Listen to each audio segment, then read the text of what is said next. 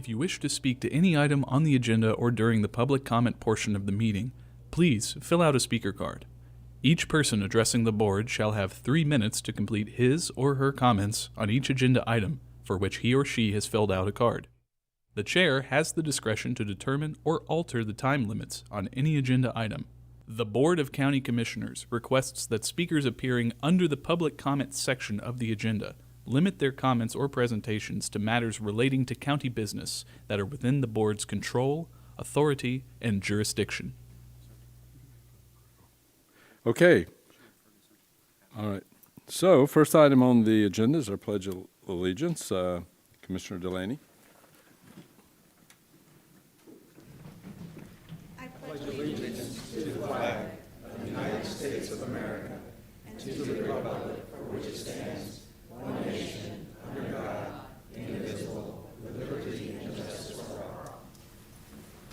Okay, and we have here for the prayer. Good evening, Commissioners, and to Chair Thad Altman. I'm Sean Ferguson, Senior Pastor of Faith Temple Christian Center in Rockledge.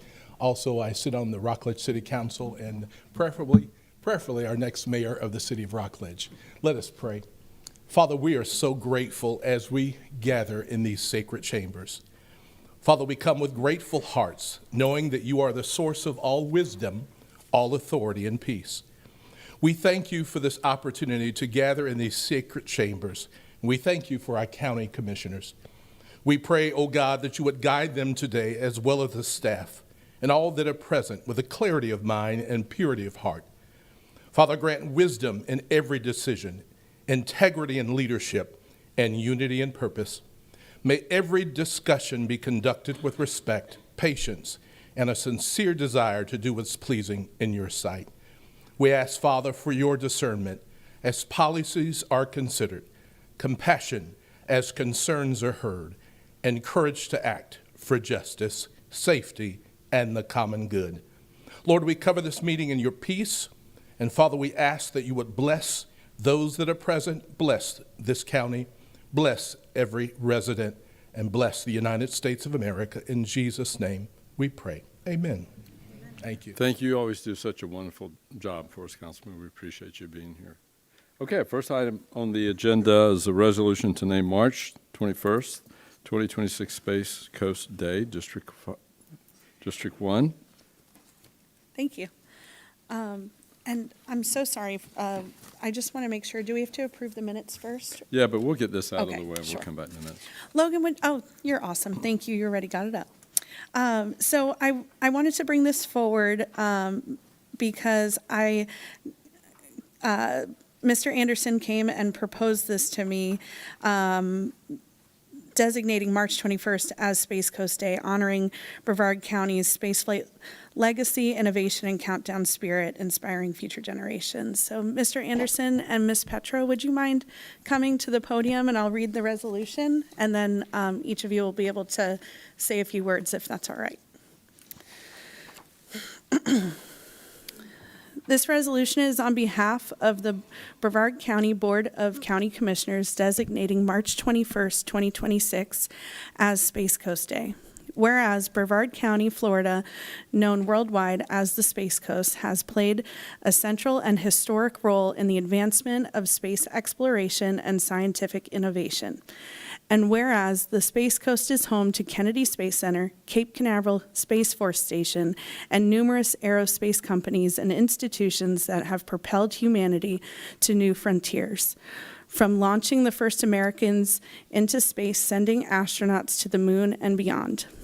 And whereas the date March 21st, written numerically as 321, symbolizes a countdown to launch, reflecting the enduring spirit of discovery, innovation, and forward momentum that defines our region. And whereas Robert Osmond championed the adoption of the 321 area code as a living symbol of the Space Coast's aerospace heritage, transforming the iconic countdown into unifying civic identity worthy of recognition on Space Coast Day. And whereas Brevard County residents take pride in their contributions to both national and international achievements in space and continue to inspire future generations to look toward the stars through education, technology, and exploration. And whereas it is fitting and proper to recognize and celebrate the past, present, and future of spaceflight and aerospace leadership rooted in Brevard County. Now, therefore, be it resolved that the Board of County Commissioners designate March 21st as Space Coast Day in honor of the region's legacy and future in space exploration and to promote continued public interest, education, and pride in our local contributions to humanity's reach into space. Done, ordered, and adopted in regular session this 13th day of January 2026. Thank you. Yes. So moved. Oh, So I moved. was wait. I'll second. Motion. I'll second. There's a motion. Is there a second? Yeah, I second. Oh, you I think second? You I was move. waiting for her motion, sir. Okay, all those in favor signify by saying yea. Yeah, Yay. Motion passed. Thank you. Thank you so much. Thank you. Like you to say a few words, and Yes, if you don't mind, I'll go first and then let the NASA administrator follow up. First of all, I want to thank the commissioners, even Mr. Goodson, who isn't with us tonight, and especially Commissioner Delaney for kind of falling in love with this idea last year. I've actually been working on this for 4 years, trying to get this done. And so I appreciate this is kind of the beginning of something that I envision in the future. I don't know if any of you are familiar with Tampa, but they do a Gasparilla event every year. They do pirates, and they do pirate ships. But we're going to do space-themed because Star Trek said that space is our final frontier. So we're going to have parades, but not with pirates.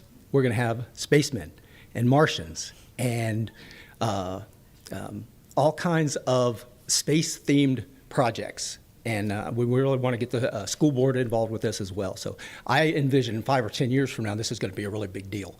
Some people think it's not. I know that the Chambers of Commerce, I think, should run with this. I think the Tourism Development Council should kind of help push this forward. I think this is a big deal for Brevard County. And I'm very thankful for you guys to have us tonight. Well, thank you. I will add my thanks to the commissioners and in particular to Commissioner Delaney for inviting me here tonight to support. I'm very honored to be here and support this resolution recognizing the 21st of March as Space Coast Day in Brevard County. For those of you who don't know me, I'm Janet Petra. I'm the director of the Kennedy Space Center, and it really is an honor to be here and add my voice to this proclamation and celebrate the unique and vital ties between the Space Coast and the advancement of space exploration over the last several decades. So I share this often. My legacy with NASA began long before the first day that I went on to the Kennedy Space Center. I'm a local girl and grew up here in the early days of America's space race. My father moved our family down from Michigan to the Space Coast where he worked out at the Center for Mercury, Gemini, and the Space Shuttle program. So I grew up watching launches from the beaches, and I still vividly remember one of my college spring breaks when I came home and saw the Space Shuttle roll out of the VAB towards the pad for the very first time. And I know this is my story, but I know that it resonates very deeply with many, many people here on the Space Coast. And I think you would be very hard-pressed to find anybody in Brevard and even beyond who doesn't have a personal story connecting them with the space program and the inspiration that our nation's space program has brought them. More than 60 years ago, the Kennedy Space Center was established to meet the goal of landing a man on the moon and returning him safely to Earth. And in the decades that followed, the Kennedy Space Center served as a launching point for some of the agency's most impactful missions. A daring pursuit to launch a man into orbit made way for the more audacious goal of sending a man to the moon, and a simple orbiting laboratory paved the way to an international collaboration that enabled continuous human presence for more than a quarter of a century this year. Our achievements are many, but they aren't meant to be celebrated and tucked away into the history text. These bold endeavors serve to remind us of what's possible when we dare to dream, to innovate, to question, and push beyond the boundaries of what we know. In the coming weeks, if you all don't know, the Space Coast once again is going to be the focus as the eyes of the world turn to watch a historic launch of Artemis II, which is sending humans back to the moon's pole for the first time in more than 50 years. This crew test is going to build on the success of Artemis I, but this time we're going to have 4 astronauts on top of it. So the excitement in this county and on the Space Coast is going to be unparalleled. And while Kennedy might be synonymous with accomplishments of the past, we're looking ahead to ensure the legacy we've built will last long into the future. For the first time in the center's history, Kennedy, along with our other Space Force partners, launched more than 100 missions from the Space Coast in 2025, which was a historic record. And while impressive, this number doesn't just represent our highest launch cadence to date, it reflects a specialized support that's unique to our center, providing millions of cubic feet of gaseous commodities and hundreds of thousands of gallons of liquid propellant, coordinating thousands of transport actions, executing hundreds of partnership agreements while meeting the agency's mission, supporting national security launches, and enabling an ever-growing commercial demand for access to space is something that can only happen one place on Earth, and that is right here at the Kennedy Space Center. As we celebrate in the United States 250 years of daring, exploring, and pioneering spirit from which the nation was born, Artemis is going to serve as that big, beautiful candle that illuminates the strength, innovation, and perseverance for which America is best known. And as Florida celebrates the establishment of 321 Day in recognition of the Space Coast's beautiful history, I invite you all to join me in the anticipation, excitement, and the celebration of the new chapter of space exploration we're writing together as we go back to the moon and beyond. So thank you again. I really appreciate you all voting on this and supporting it, and I'm honored to be here to support it as well. Thank you so much.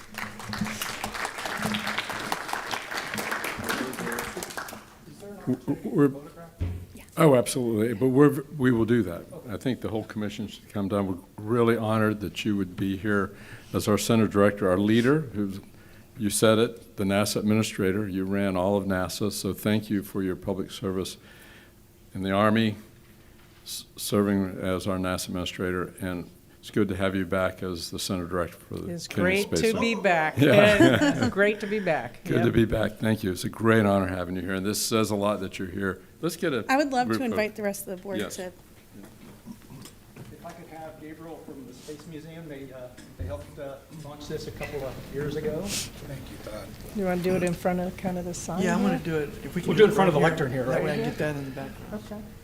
I'll stand here and everybody else can. Oh, that's awesome. You want to put on too? Gabriel? Over the other side.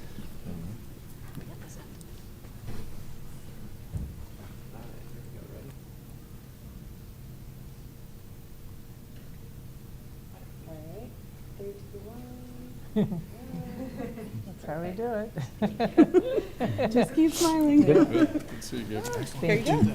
Thank you so much. Yeah, thank you. Really Thank you for appreciate coming. it. Seriously. Thank you so much. Great words. Thank you so much. So much. I wanted to tell you your story. Mr. Altman. Story. My dad brought us down here when I was 8. Oh, really? Oh, Ohio. I'm sorry. Close enough. Yeah. Kim? All right.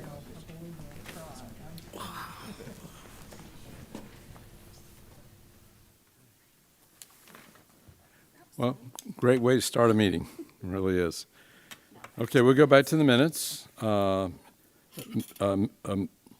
Minutes for approval, October 28th, 2025, regular meeting. Is there any discussion? Motion Second. to approve in a second. All in favor signify by saying yay. Yay. Aye. Motion carries unanimously. Thank you. Okay.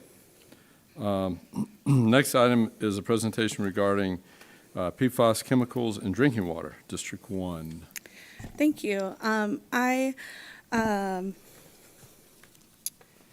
I have a companion item for this, but I asked our guest to come today because Stella Bailey is a globally recognized PFAS advocate and cancer survivor who has played a role in securing the first ever national drinking water standards for PFAS and millions of dollars for military veterans, firefighters, and communities impacted by contamination. Her work has been nationally recognized for advancing environmental health, transparency, and accountability, and for turning personal experience into meaningful policy change. And so with that, I would love to ask Ms. Bailey to come and give her presentation.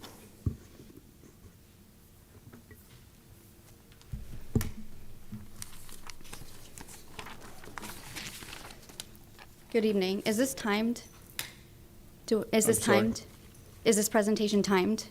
What are you looking for in terms of? 5 to 7 minutes at most. Perfect. Okay. That's great. Perfect. I just want to thank this board, good evening, for allowing me to come and do a presentation on PFAS, also known as forever chemicals, and what they are and why they matter to Brevard County. We're going to start off with what are PFAS. They're also known as per and polyfluoroalkyl substances, as I just said, also known as forever chemicals. You might hear that. There's over 12,000 identified compounds globally. So for instance, you may see your PFOA, PFOS, PF, and it just goes on and on and on. People think it's just one chemical. And on a national level, we do have standards set for PFOA and PFOS, which has a lot of studies behind it. And they were designed to repel heat, stain, and water, and that's what made them useful, but that's also what made them dangerous. And what makes PFAS so different from other chemicals is the bond that holds them together. The carbon-fluorine bond is one of the strongest bonds in chemistry. That bond is why PFAS resist heat and breakdown, persist in groundwater, and accumulate in human blood and organs. PFAS is not naturally occurring. It's a man-made chemical. So where do PFAS enter the drinking water? They were used for decades in things like firefighting foam, industrial fluids, landfills, pesticide containers, waterproof fabrics, and are in biosolids. Over time, those chemicals washed into the ground slowly moved into groundwater, the same groundwater that many communities use for drinking water. Places with airports, military sites, farming, landfills, or advanced manufacturing tend to see more PFAS in groundwater because those activities used PFAS for many, many years. What we see today, though, is usually from something not from something happening right now. It's known as legacy contamination. It's older pollution that has been moving underground, also known as a plume, from a long time ago, aka legacy contamination. You can do source tracing, but in the meantime, the first and foremost thing we can do is inform communities about PFAS, what it is, to help them make informed decisions on their drinking water filters. Why PFAS is not just another chemical. Most chemicals degrade or leave the body. PFAS persist and accumulate over time, meaning it builds up in your body. Even small exposures contribute to the total body burden. Drinking water creates continuous exposure. So what the science shows is that PFAS is linked to kidney and testicular cancer. I just want to reiterate, this takes time. This is a long-term exposure. This doesn't happen overnight. It doesn't happen tomorrow. It happens over time as you drink your water for years and years and years when you have it in your water. Thyroid disease, immune system suppression, that part is really important because that can lead to cancer. Elevated cholesterol, pregnancy impacts, low birth weight, developmental effects. And I just want to point out that the most vulnerable are pregnant women, infants, and children because PFAS interferes with the developing systems. These health effects show up much long after term exposure, not right away, but over time. Now, understanding the numbers, you're going to frequently hear that parts per trillion is just a drop in an Olympic-sized pool, but I want to reiterate again that it may sound tiny, But that's because PFAS is biologically active at extremely low levels. PFAS causes harm at levels too small to taste or see, so you can't see it, you can't taste it, which also makes it extremely worrisome and concerning for people. Risk comes from years of exposure, not a single glass, and standards exist because the science shows harm at these levels. We're talking CDC, the Academy of Sciences, ATSDR. The science backs it up. So why should Brevard County care about this PFAS issue? Well, first of all, we do live in the aerospace place of Brevard County, right? In the nation, we should be leading these things with technology. States like Michigan test all of their public water systems and share their results online to be a lot more transparent with their community. Brevard County relies on groundwater sources for their drinking water.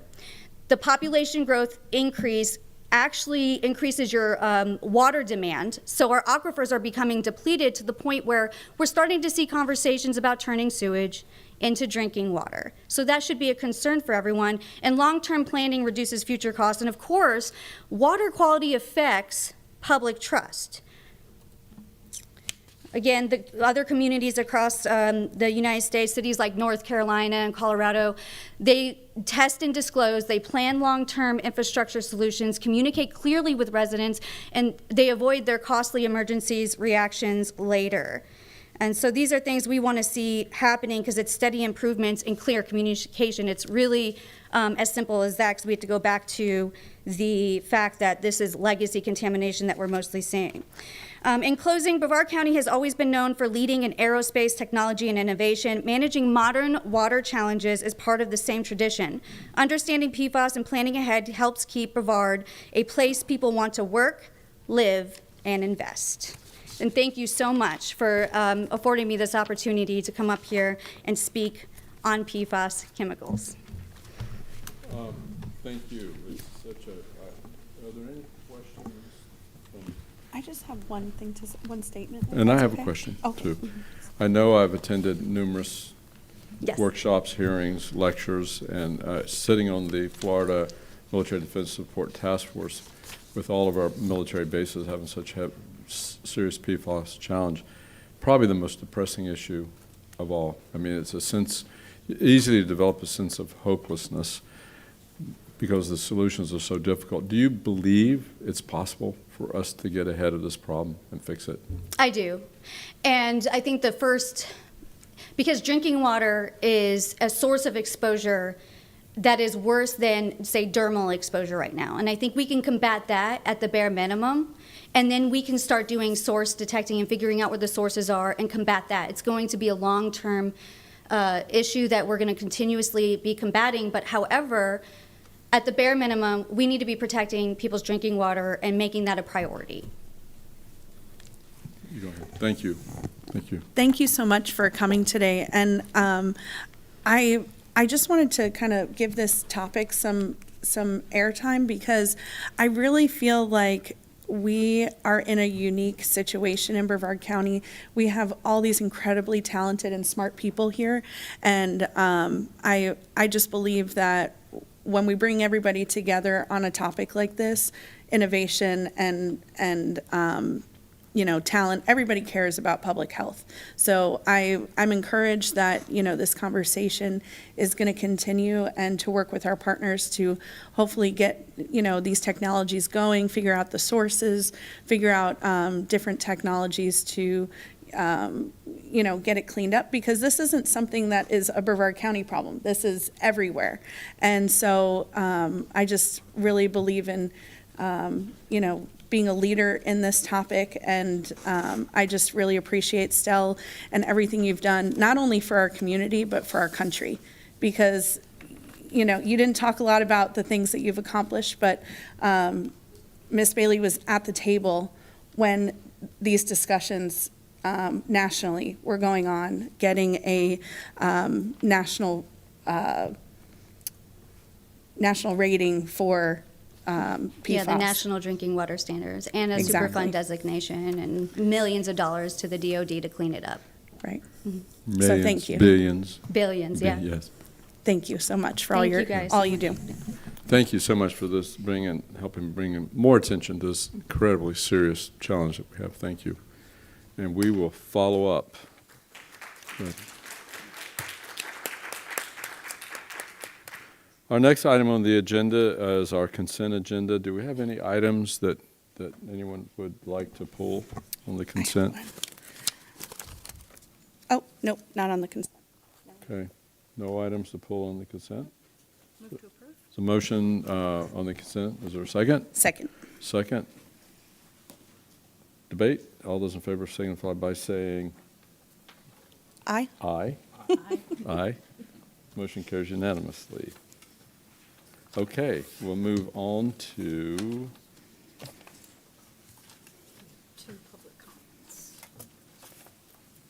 public comments. We have 2 public comment cards. We have Gerald Klassen? Siassen? Okay. Siassen? but nobody can say my name. Oh, wow, but I like that name. It's a cool sounding name. Okay, Is go that ahead. my time right there? Excuse me? Is that my time? Okay. Good evening.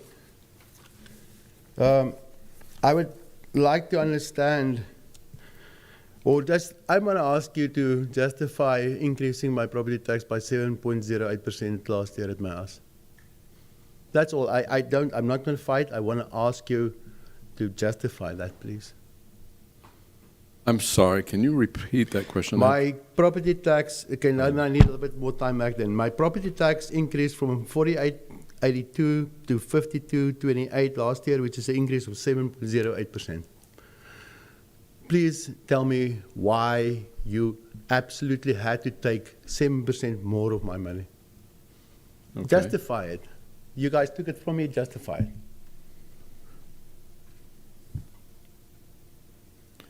Mr. Chair, I mean, Jim? we Yeah, go can't ahead. give an answer without knowing the parcel and what Why parcel. did you have to take But- 7% okay, more well, of my money in property tax at my house last year? That's all I'm asking. You Well, didn't let let me- us finish, Is that- but property taxes are more than just county. There's city, there's school board, there's St. John's I live in Water. Merritt Island, sir. The only people who take my tax are you. Okay, well, there's also school board, so it depends on, what the tax, there's multiple tax rates. So some go up, So some you're go not going to down. answer me, sir? I can't give you the answer because I don't know the information. I'm just Why? letting you. Okay. Could you give us a copy of your tax bill? No, sir. I don't. I'm not. I don't want to get off track here. I wanted to know that you guys justify it. I can see you not want to justify it. Now, I live in the Merritt Island. I own a house in Merritt Island. That's where you took my interest rate by 7%. I also own a commercial property, which I'm unable to use because of the county keeping me from doing it. But be that as it may, it's a different story. Where my tax increased by 8%. Justify that difference. Why 7% of my house and 8% of my commercial property? Justify that, please, if you can. That's why I'm here. I think I'm owed that answer. Why? Anybody? If you can provide us your tax information, we could give you can a look it more, up, sir. a more It's or give public us record. give you your parcel number or your address. We can look it up. Do you and- know why? Why? Can you know why? I can tell you why. How much Because of it was? How much of your it? budget went to $2.5 Yeah. billion. That is Okay. why. From 1.404 10 years ago, 140% increase. While the population increased by 18, you increased my taxes and everybody else taxes by 140%. Justify that. Well, we will do that. We'll take a look at it. I'll look up your Justify it taxes. publicly, please. We will. Thank We'll do you. that next meeting. We'll get the information. We want to answer you as well as we can. So we appreciate your concern. Okay, thank you so Thank you. much. Thank you.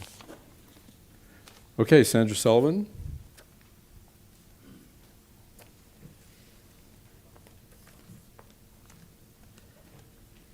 Sandra Sullivan. Good evening and Happy New Year. So first of all, when we were at the last meeting, there was a conversation in the same agenda item that you gave to a CRA that had no debt that you could close. You gave them $12.1 million. Meanwhile, in the same agenda item, you talked about raising our taxes and doing away with the 3% tax cap. Now, I want to bring this up. So I understood from that meeting that the Lagoon Workshop was going to discuss moving monies to stormwater flooding and sewage to kind of take preventative action to not raise our taxes. And I was very disappointed by the dog and pony show that we got for our sales pitch. And worse, then we come to find out that one of the commission offices spent $1,100 and change for one of the presentations here to do a sales pitch. We're paying, I did a records request for Florida Tech. We're paying them money for muck research, despite the fact that the grant ended in 2023. And then I'm wondering, okay, so we got $168.5 million unallocated, and we have a lot of money not spent. So why does the new 2026 draft plan address the issues of infrastructure? We have an infrastructure crisis. We have South Beaches in your budget from last year, $50 million just to bring it up to speed to AWT. And another $30 million for the deep injection well because, hey, Florida, Brevard has been identified by the EPA where the groundwater deep injection well comes up to the groundwater. And yet it's only funded by $2.4 million in Sorrel, which is why when the contract was awarded in 2022, nothing's been done.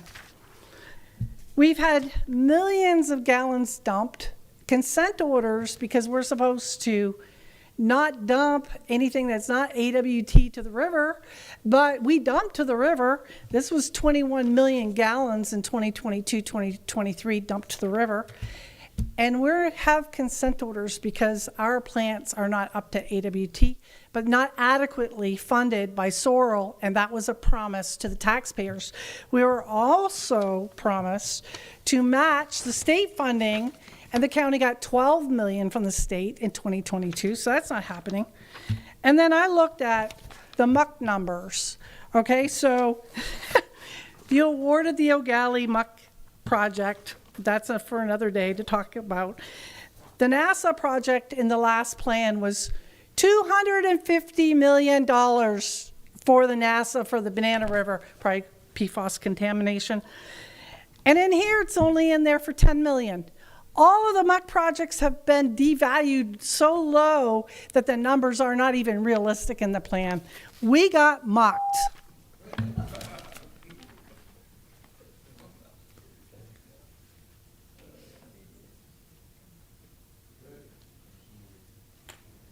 That is our final card for public hearings. We have no items under unfinished business. New business, Development Environmental Services Group. J1, approval of contract for sale purchases from Brookside Development. Good evening, Board. J1 is a contract for sale and purchase from Brookside Development for the Lift Station B06 relocation project, corner of North Riverside Drive and 3rd Avenue in the Atlantic, District 5. It is in support of utility services. The sale price is $495,000. Do you have any cards, sir? No. I'll make a No motion cards. to approve them. Motion to approve. Second. All in favor signify by saying aye. Aye. Motion carries. J2. J2 is a approval for contract for sale and purchase from Evans Wickham LLC for future enhancements to Brevard County's utility system along North Wickham Road in District 4, and the price would be $745,000. Okay, we do have two cards, and I think we have some first question from the. Eddie, would you mind sharing with me a little bit, or with us a bit, about what the utilities intends to use this property for? And also, can you give us some explanation about On the agenda item, it says Public Works Department is in control of this item. And will you talk through us how, who pays for this and that type of stuff? Okay, so I'm going to answer your second question first. And with Mark being here, and I hope I say this correctly, so all departments, when we do land acquisition, the land acquisition group falls under Public Works, and that's why it falls under a Public Works item. With regard to the payment, the department, in this case Utility Services, upon approval, would be sending this to the title company, at which point it gets distributed to the homeowner. Out of utilities budget? That is correct. Okay, thank you. And Okay. then the And property? So the property is attractive because along Wickham Road, which literally goes from the treatment plant all the way south of Penita, that is a major force main transmission line. This property sits approximately in the midway point. So as we're looking for opportunities for improvements with the hydraulic performance of that force main, but also adjacent, this would be the location that we would utilize for that. And that would give some protection if there was, say, a backup or something, that there wouldn't be, it wouldn't be in the streets, basically. Yeah, every project we do on the improvement of hydraulics lowers the probability of backups occurring. Thank you. Any other questions? We have two cards. Sorry. No other questions. We have two cards. First one is Richard Heffelfinger? Heffelfinger. I should know that by heart by now. Richard Heffelfinger, District 1, 2000 Cocoa, or Juniper Drive, Cocoa, Florida. I had some questions, and I think my commissioner kind of answered it. This is being paid for by, this is being paid for by Public Works, but where, that money comes out of general fund, right? Essentially, you fund Public Works? This is a utility services project, Chair, so this would be funded by utility services. Okay. Utility fees. Okay. Wouldn't this qualify for soil matching? Yeah. This project is outside of the Indian River Lagoon Basin, so the answer would be no. But it's an infrastructure improvement that would keep water from the lagoon, or is that not true? Yes. So, Chair, as we develop projects associated with this, we'll also be reviewing avenues for funding, whether it's SORL, FDEP, or other sources. Step one is to acquire the land. Step two is then to develop projects that would be applicable for grants and funding. I was just thinking that, the reason I asked that is the SORL money has a purpose, as previously stated, I think, by the previous speaker, to improve infrastructure, which would take the burden off of already our utilities. So if you throw that in the pool, I think they have a lot more money than maybe Public Works does to support this. And if you're buying the land for that reason, to help with your drainage, to prevent, because all of our sewage is a threat to that lagoon, true or false? Water processing overflows. So the more you do that, I think it qualifies for SORL. And if you've got extra SORL money that's already been collected, that would be a good reason to save some of that other Public Works so that you don't have to increase my taxes on my real estate. That's all I'm trying to defend. So that's the only questions I had. And it's interesting that, although I looked up a little bit on it, they approached you about the sale. That looks like they're looking to get rid of it. I hope they're not going to profit too much. That's it. Thank you. Thank you. Sandra Sullivan.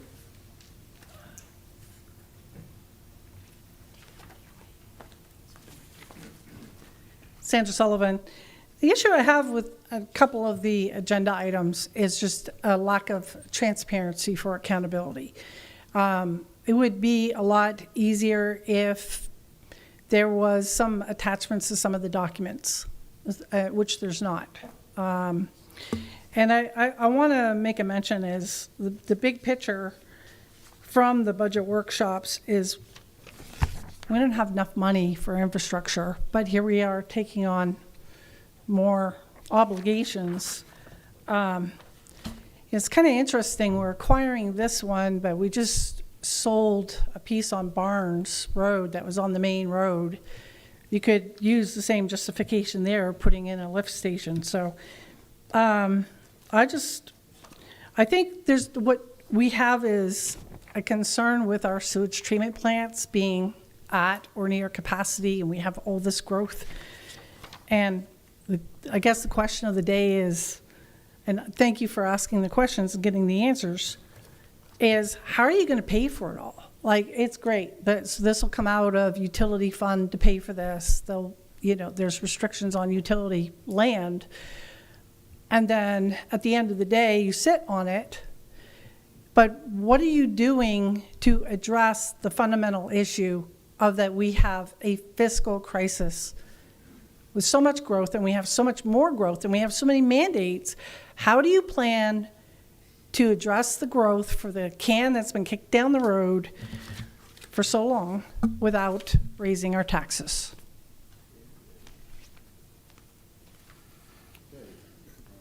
Next item is, Well, we didn't take it up yet. oh, yeah, that's right. I'll tell you what, I'm going to make a motion for this, Mr. Chair. One of the things I appreciate that we're here. There's a very limited opportunity on Wickham Road to put a lift station, a tank, anything for reuse, retention. It's tough along there in that corridor. Especially Suntree. There's just not going to be this opportunity again. So I appreciate that we're doing this today to get this done. Thank you. Thank you. All right, any other discussion? Motion to approve be in order. So moved. Yeah, I made the motion. Oh, and I think- second. Thanks. Second. I made the motion. I think Commissioner Delaney seconded. Thank you, sir. All in favor signify by saying aye. Aye. Motion carries. Thank you. J3, approval to use the construction manager at risk, the CMAR, for the Utility Services Department capital projects identified. Any questions? We do have one card. Sandra Sullivan, I think.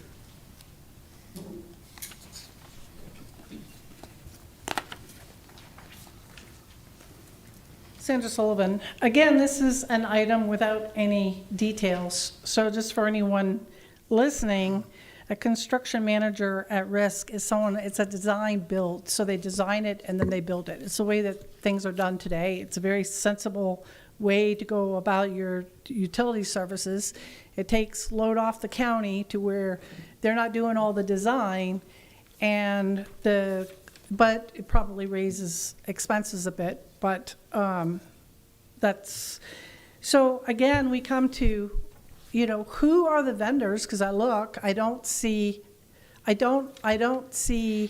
a corresponding, did you go out to bid for somebody in vendor link? Or does this relate to an existing set of vendors who are doing types of services already for utility services? So I'd like to see a clarification on that. And then, how does this says for capital projects identified? Well, we have lots of capital projects identified, and we don't have enough funding for them.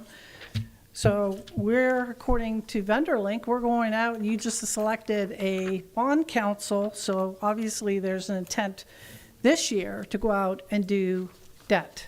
So I think a little bit more explanation is in order. Thanks. Okay. Mr. Yes. Chair, I think Eddie was going to introduce the item. Maybe that would be helpful. Sure. You want to give us a quick? Sure. Just what a quick overview of what construction manager at risk is. These are all projects. We identified what we're looking at for the time being, and what the idea of this is. We do a request for qualifications.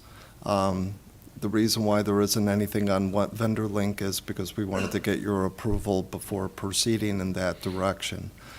When you do a request for qualifications for a construction manager, we're looking at contractors that they have expertise in utility projects and specific to the ones listed.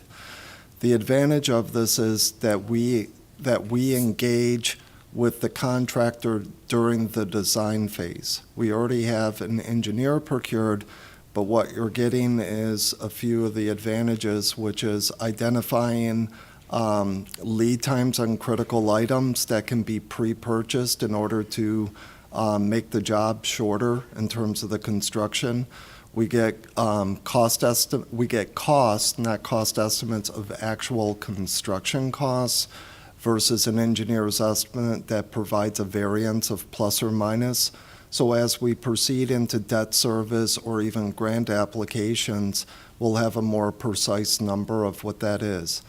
The other added advantage is by having the contractor engaged during the design phase is that any items that are identified in the construction phase but were visible during the design are not eligible for change orders. So we greatly reduce change orders. We greatly reduce any questions about the design, about the design or the constructability in the construction phase. So it really is a more streamlined process to get these critical projects going. Thank you, Eddie. I appreciate that. I'm just going to take over for a few minutes. Do we have any other questions from the board? Thank you. I also wanted to mention something that you said to me in our briefing yesterday, was that doing it this way also stops the ability of change orders. The price that they give us is the price they give us, and That that's is it. correct. So a lot of times when we go out for RFP, we'll get a price, and then 6 months down the line, once they're in the project, they'll go, oh, well, now we actually have to spend this money, and That is so on and correct. so forth. So this will lock us into a price too. So That that's is correct. Thank you. Okay. Anything else? Do I have a motion? So moved? I'll second. All those in favor signify by saying aye. Aye. Aye. Motion approved. Thank you. We are now on J4.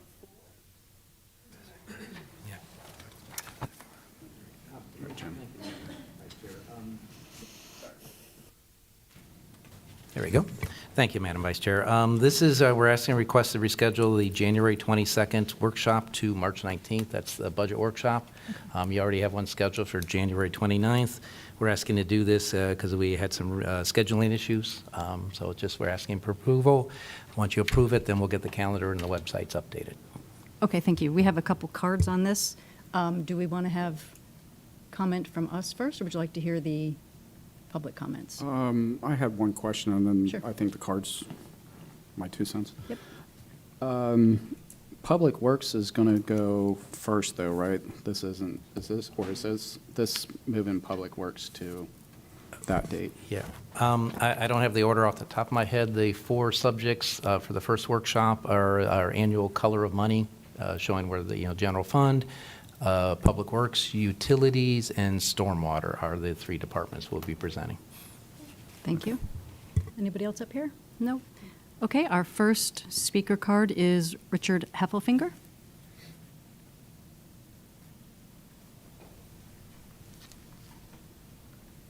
Richard Heffelfinger, District 1. I don't want to make this long. I was just concerned that in the past, we've kind of been caught with our pants down, the citizens, with their pants down about time to digest the information. And I was just a little concerned, or I could ask the question, why did we have to move it all the way to March? Because if those are important departments, and maybe I don't know what departments they were supposed to be pitching second or in the second week, but that's just more time that we don't have to look at them. And it's now you could, hey, how about we come up with an agreement to kind of help me out a little? How about if you posted the presentations early but delayed the presentations? In other words, would it be possible to post the departments that we're going to pitch up on the Legistar on the date the meeting was going to happen? That way, at least we get time to look at it, because it's already pretty difficult for the citizens that you give us, typically these meetings, Tuesdays, we see them Friday. Although I did think this agenda was out on Thursday. I was shocked. But that doesn't give us much time to look at it. And I would like to, personally, my point of view, I would like to be able to have time to go through the material, ask you guys questions so that I don't blindside you with questions when I come up here at a public meeting. And I appreciate that the new chair is actually addressing and taking on some of the questions, but I don't like blindsiding you. I'd like to give you time, and in the past I've tried to do that when the time didn't seem to be used, but I know that some of you guys look at those issues and say, hey, this guy may have a point and we should answer that question. Like about, a comment about sometimes that Legistar is seriously underused, where you have the opportunity to put more information up there, and I'll address that in some one of my later items too, but that resource is really for you guys, I assume, to bring all that information together, and mostly for us. We get to see the visibility. You've heard these people cry for public records. If you put it up there, I'll bet your cries for public records would go way down. Now, of course, that's going to hurt you financially because you charge money for public. We won't go into that. But I think the use of the Legislar, and if you guys could maybe possibly commit to putting that stuff up a little earlier, because the workshops are a waste of time if the population doesn't get a chance to engage, unless that's the intent. Oh, no, I didn't say that. So that's all I'm asking for. Maybe a compromise is to get those pitches up earlier so we don't have to wait all the way to March. Thank you. Thank you. Our next speaker is Sandra Sullivan. Can I just clarify one thing real quick? Sure. I just want to make sure I'm not confused by this. The 29th is still happening, and that's when the color of money, public works, stormwater, and utilities will be. Mm-hmm. Okay. Thank you. Sandra Sullivan, South Patrick Shores. So I am vehemently opposed to a delay in the budget. There was a statement made the other day at the workshop for Sorrel that suggested that that was going to be moved pretty quickly and get it early out there. And I think the two conversations are intertwined because by state statute, Brevard County is only allowed one infrastructure surtax. And I want to bring up, you had a $2.2 billion budget as of last year's budget that equaled the amount of the entire budget for the county. The entire county budget went up to 2.8, so who knows what that one is. And the analysis was in this pink, all of this for these other counties is an infrastructure surtax that they're using to meet their crisis in roads. And we seriously have to look at restructuring the infrastructure surtax to also handle sewage infrastructure, all aspects of infrastructure.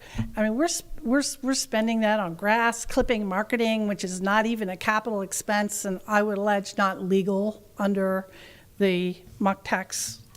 But the bottom line is you're looking at raising our taxes, you said that in the last meeting, to address the flooding, existing sewage, plus we have a crisis on roads. The infrastructure issue is because the commission for 25 years kicked the can down the road and did not update impact fees. So we're in the crisis now, and now we have to fix the crisis. And we can't just keep going, okay, we'll just wait, and then put the tax and raise the taxes, which you mentioned in the last meeting. Major new projects underway. This is for just sewage infrastructure, $431 million. Now, Sorrel, by comparison, is $585 million. How are you going to pay for that? Because we've had projects that have been contracted since 2022 for South Beaches.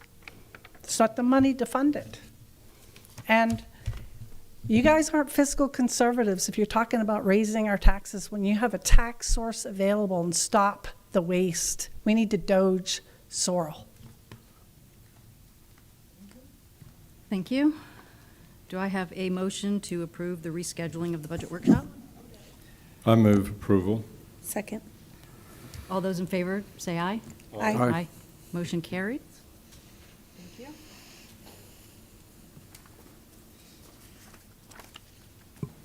you. J5. Thank you. So I would like to ask Dawn to come up first to give us a short overview of the SEER program, if that's all right. But Commissioner, hang on, if the board's okay with it, I mean,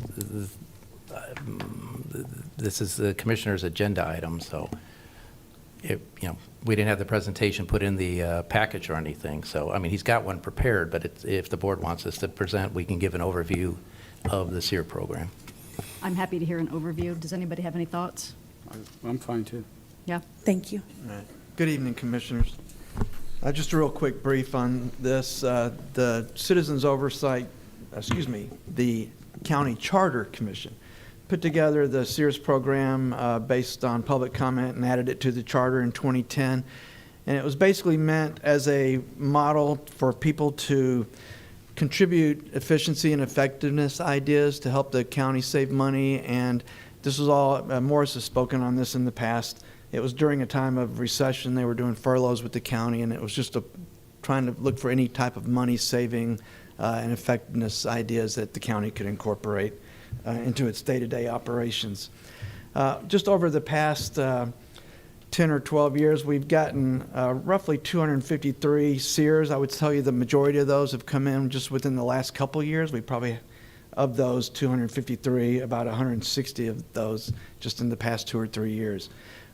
And some of the examples of some of the SEERs that have been approved, last year they did the ADA swing for Rotary Park, and there was a lot of low-impact development ideas that were contributed last year.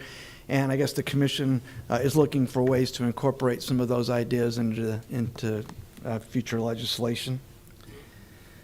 And some other updates. For the first time ever, we had a Speak Up Brevard workshop on March 3rd of this past year. In September 3rd, the board voted 4-1 to make no changes to the SEERS program, just to keep it as it is. And just in preparation for this year's SEER program, which runs from January 1st to January 31st, we ran a press release on December 19th, letting citizens know that this was opening up. The program runs from January 1st through the 31st every year. But previously, it ran during December, so last year it was added or moved to January.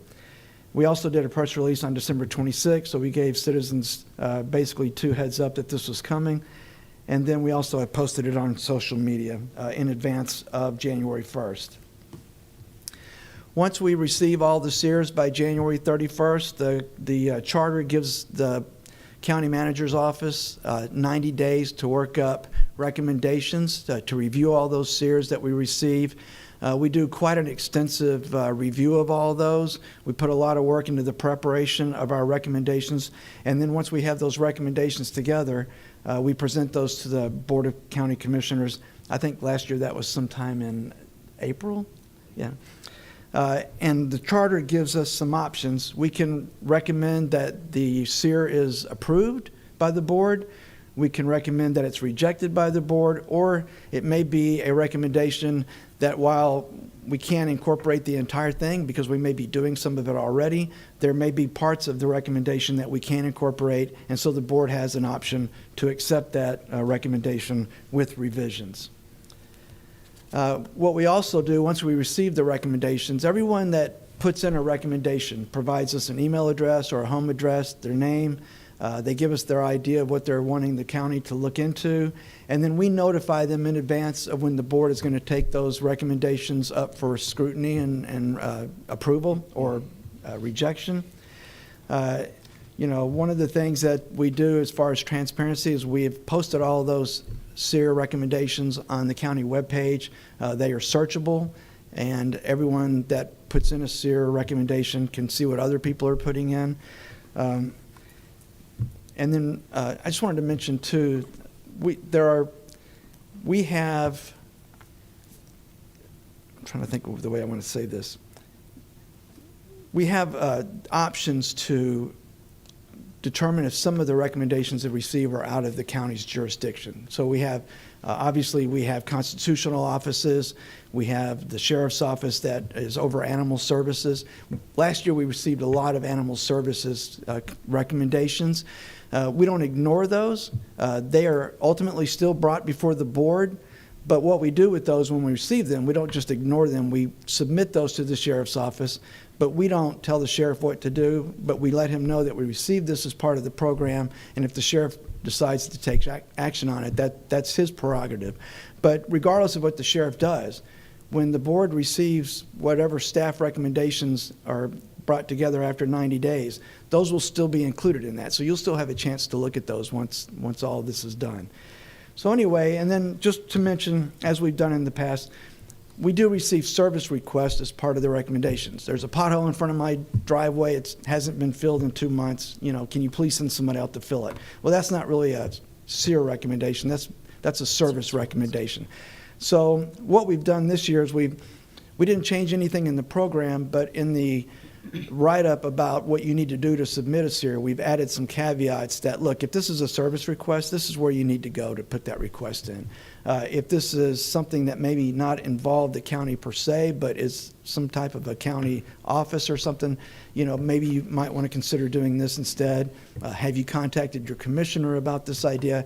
Because there are other ways that citizens can provide us feedback any day of the year, including up here at this lectern. And so we just want people to be aware that those options always exist, not just from the days of January 1st through the 31st. So that's pretty much the program in a nutshell. Thank you. Thank you very much. Thank Do you we so have any much. questions for Dawn? No. I I'd like- had just a little bit more. I'm so sorry. Okay. I wanted to thank the county manager's office and Don and your team for the amount of press and preparation we had for this year's Sears program. It was great to see so much out there on social media and getting the word out for our public. So I just want you guys to know that I really appreciate that. I see that change, and that was really great. I just wanted to mention that this year, as those of us up here know, we lost somebody in our community that I like to call, she was the citizen ambassador for this program. And so I'm requesting that if we do go ahead and go forward with this workshop, I would love to honor Susan B. Connolly and name this workshop after her. She was just an incredible person that was very passionate. She went all over the county speaking on this program, and I got an email from we all got an email from a bunch of people, but this one in particular really stood out. I'm just going to read a small excerpt from it. In speaking with Ms. Connolly, one of the things she was most passionate about was the Speak Up Brevard program and allowing the public more access to local government. She was a huge proponent of the project, and if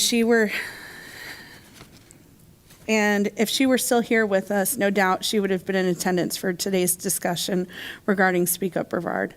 Although I'm not able to attend in person, in her stead, I wanted to reach out to all of you to state how important it is that the Speak Up Brevard workshops are for the community. Ultimately, we are beholden to the communities that entrust us as public leaders. Giving the public a forum to express their concerns and ideas in an open and meaningful way only serves to strengthen the bonds with those communities and garner ideas for that matter most to them. And with that, I just wanted to play a short video of just some of her words that I think it was probably one of her last times here in this chamber talking to us, and it just happened to be on this program. And I just wanted to share that because it was just such a beautiful, her heart was so invested in this program. And Logan, if you wouldn't mind playing that for me. Good evening, Commissioners. I'm Susan Connolly, Palm Bay, Florida. For me, Speak Up Brevard offers an opportunity for a new level of citizen engagement that goes beyond public comment into committed collaboration between citizens and their government. Throughout Florida, there are similar programs. Orange County has Connect, City of Miami has Forever Ideas, City of Tampa Envision, Palm Beach County Input Initiatives, and City of Melbourne has several programs for community feedback. None of these, however, have a dedicated program like Speak Up Brevard, with its clear process for submitting and reviewing citizen solutions for general government operations. None of these programs have a structured method calling for solution proposals with a defined submission period and a subsequent review by government staff. Some of these programs focus on urban planning and development. However, none of them focus on the broader goal of efficiency and effectiveness of government operations. None of them have formalized presentations before a commission. How does it make you feel to be innovative and a leader?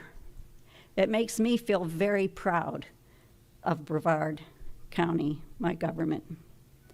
Brevard County is the first to see the necessity and benefit of citizens and government collaborating for the purpose of solutions for local government issues.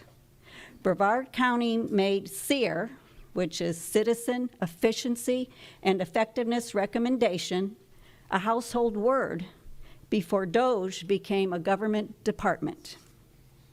I have participated 2 years in Speak Up Brevard.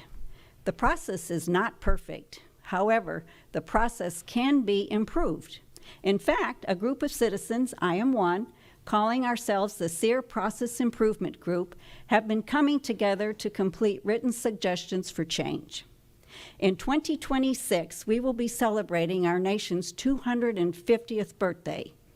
This will also be a time to celebrate Speak Up Brevard as a shining example where citizens and government come together to be we the people. Thank you.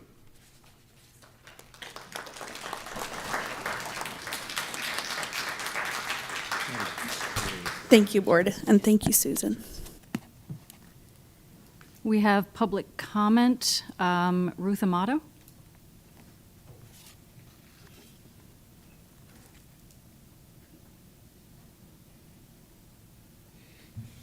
Hi. I don't think I could say anything better than what she just said.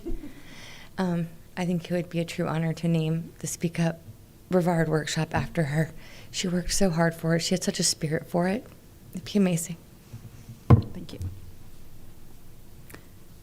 Next up, Rich Heffelfinger. I'll presentation answer my questions on that. Thank you. Got it. Stell Bailey.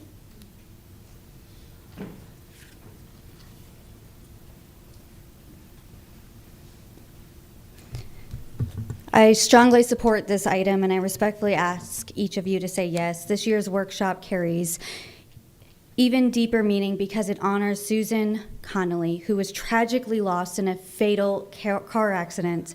Susan devoted years of her life to this county. She believed in citizen involvement, civic engagement, and making local government better through participation, not exclusion. This program reflects her values, her dedication, and her tireless work. Voting yes today is more than approving a workshop. It is honoring Susan's legacy. It is saying that her work mattered. It is saying the citizens' voices matter. So today I ask you, in memory of Susan Connolly and in respect to the citizens you serve, continue her legacy of civic engagement in this county, and please vote yes. Thank you. Tracy Robinson. Sandra Sullivan.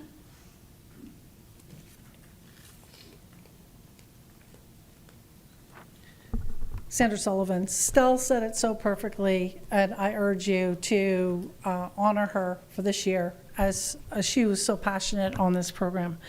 I want to also just give a very brief moment to some background. Back in the 90s or 2000s, early 2000s, there was a group called the Brevard Coalition, and mostly from South Brevard, They did amazing work, and it is their work that got this into the Brevard Charter. So if you have not read it, you can search up on Google Brevard Charter and read some of the things that are in there. But on this, so the Citizens Efficiency and Effectiveness Recommendation was basically Doge before Doge was coined. And so this is an opportunity for citizens to put their comments in there. I've done it, I think, 3 years now. And I just want to say I'm grateful for the change this year to put it into January. It was such a hardship in previous years to have it in December with all the family activities and kids out for school and, you know, all of that. So I just wanted to say thank you for that.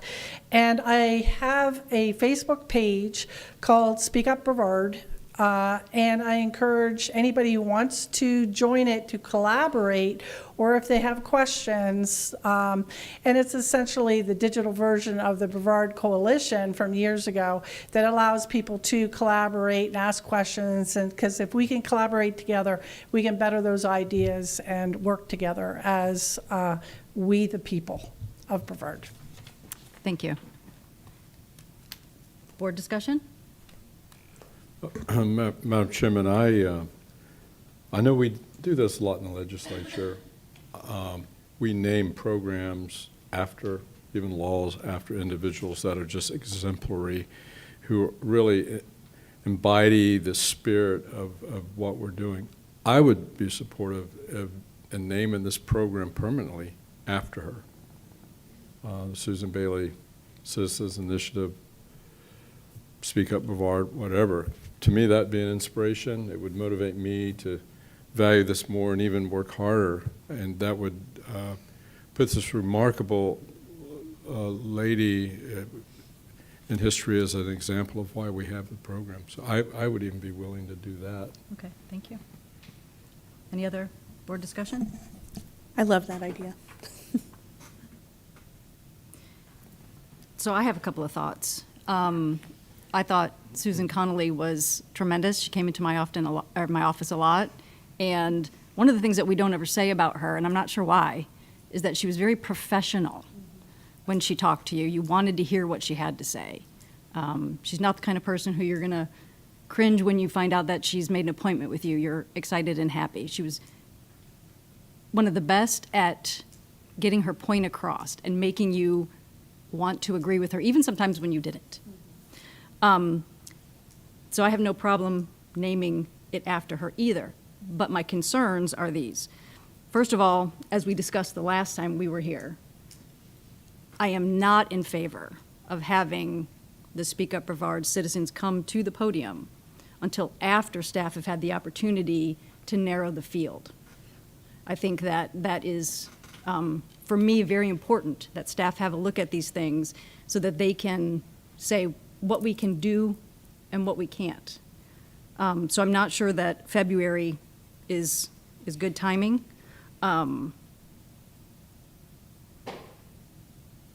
That's kind of the most important thing for me.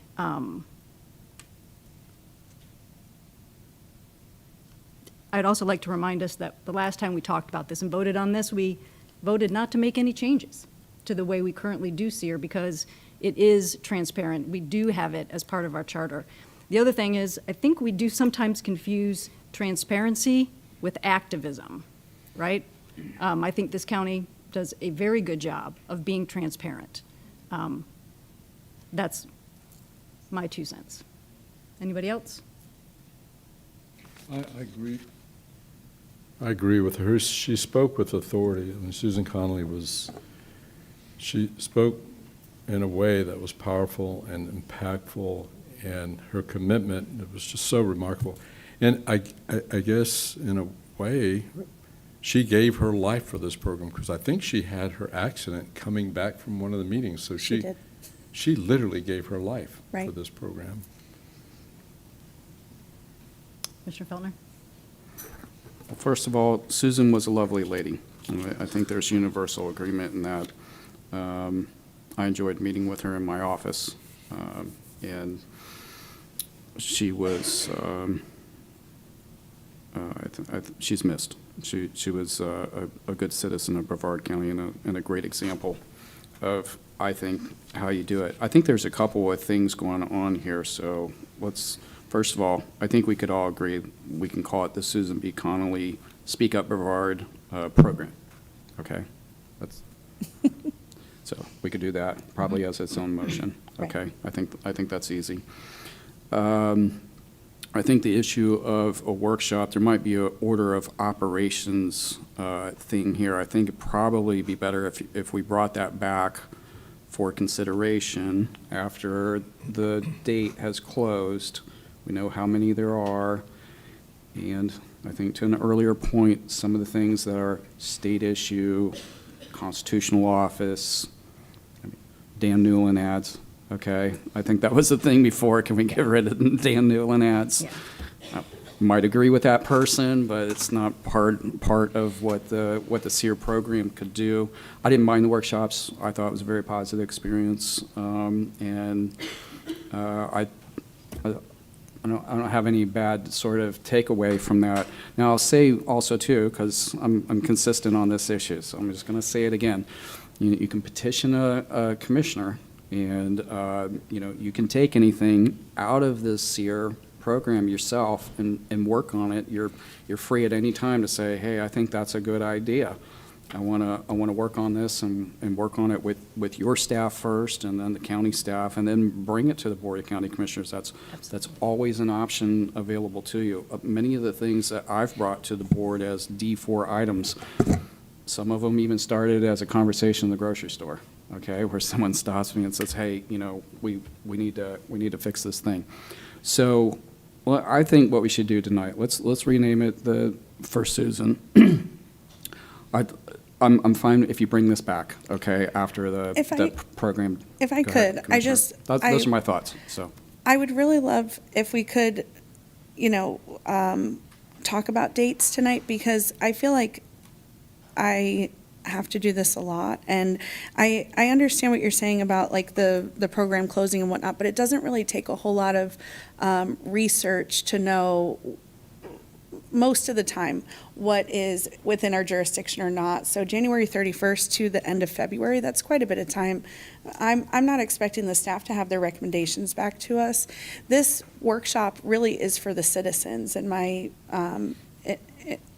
vision. And we had such an incredible experience at the last one. It was so well received. The feedback that I got from it was, wow, this was actually something finally that our government did for us. And for me, that was like, wow, what a moment for our community to get this moment where we're not at odds, where we're working together towards a common goal, where the positivity and the ideas and the innovation is just flowing. And it was just such a beautiful, perfect example of how I would love to see our government run. And so I also picked these dates because we have a lot of budget workshops coming up, and these 2 weeks are pretty clear for us as far as like everybody's, when we have to be together, our schedules. So there's no extra things going on during these 2 weeks. And so while I appreciate the comments about the staff recommendations and whatnot, and it being kind of close to the ending of, because it ends on January 31st, I really feel like this is more about the citizens getting to share with us. It's more about that than what the staff's recommendations are. So I think, Commissioner Feltner, your idea of breaking this into two is probably a really good idea. So I wouldn't mind entertaining a motion on the first part. I'm just saying, I think we're probably all there on the Susan Yeah. Connolly part. As far as the workshop is concerned, I think that's a separate issue. I feel like I'd like to see all of the submissions before we're talking workshop. That's So just let's what I take the feel like first part. tonight. Let's take the first part. Do I have a motion to rename? I'll make that motion. Second. Okay, second. So we have a motion by Commissioner Feltner and a second by Commissioner Delaney. All in favor? Aye. Aye. Aye. Thank you. Motion passed. So the. I'm so s- the- I'm sorry. Yeah, so the second part, again, can someone just remind me so I'm not inaccurate here, and that might be Jim? That's fine. When do we generally, time-wise, have all of the submissions in and staff enough time to get through it? The submissions are due at the end of the month, and under the BCC policy, within 90 days of the filing date, county manager shall evaluate and comment upon each SEER. Last year, we got done a little bit earlier, I don't know, April 20th, April 25th, something like that is sticking in my brain. Okay. So, Okay. So, again, my thoughts, for me to be able to support something like this, it's going to have to be after the staff narrows the field. I appreciate everyone wanting to come up and be able to say what they have to say, but again, we're talking the difference between transparency and activism. And some of the things that people might come up to talk about are just not something that we can do anything about. So, is I have a anybody question. prepared? Yeah, sure. Jim, what kind of effort would go into a basic look through all of the, because we could even honestly start this now, because I think at this point we have about 23 submissions. What would it take, how quick of a turnaround do you think it would be to just see if they're within our jurisdiction? I don't know if I can give you a good, honest answer. They're coming in right now. We're working on the budget workshops. That's kind of the focus at the moment. So, I mean, we assign them to departments when we get the chance, and then bring them back. Right, but I guess what I'm you're- asking is, Don, as Don goes through them,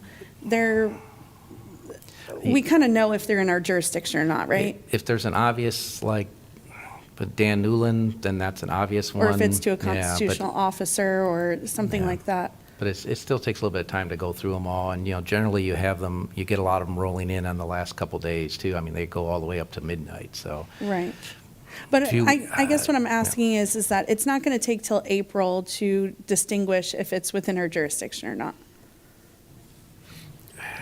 It depends on what the SEER is, and of course, I can't think of, we've had a couple that we've had to go back. I remember back at the beginning, Eden, the county attorney at the time, actually took her like 60 days to determine, because it involved lawsuits and stuff like that. So some of them get complicated, and then it turned out it was not under us, if I recall right. And one last Yeah. year involved like 3 different types of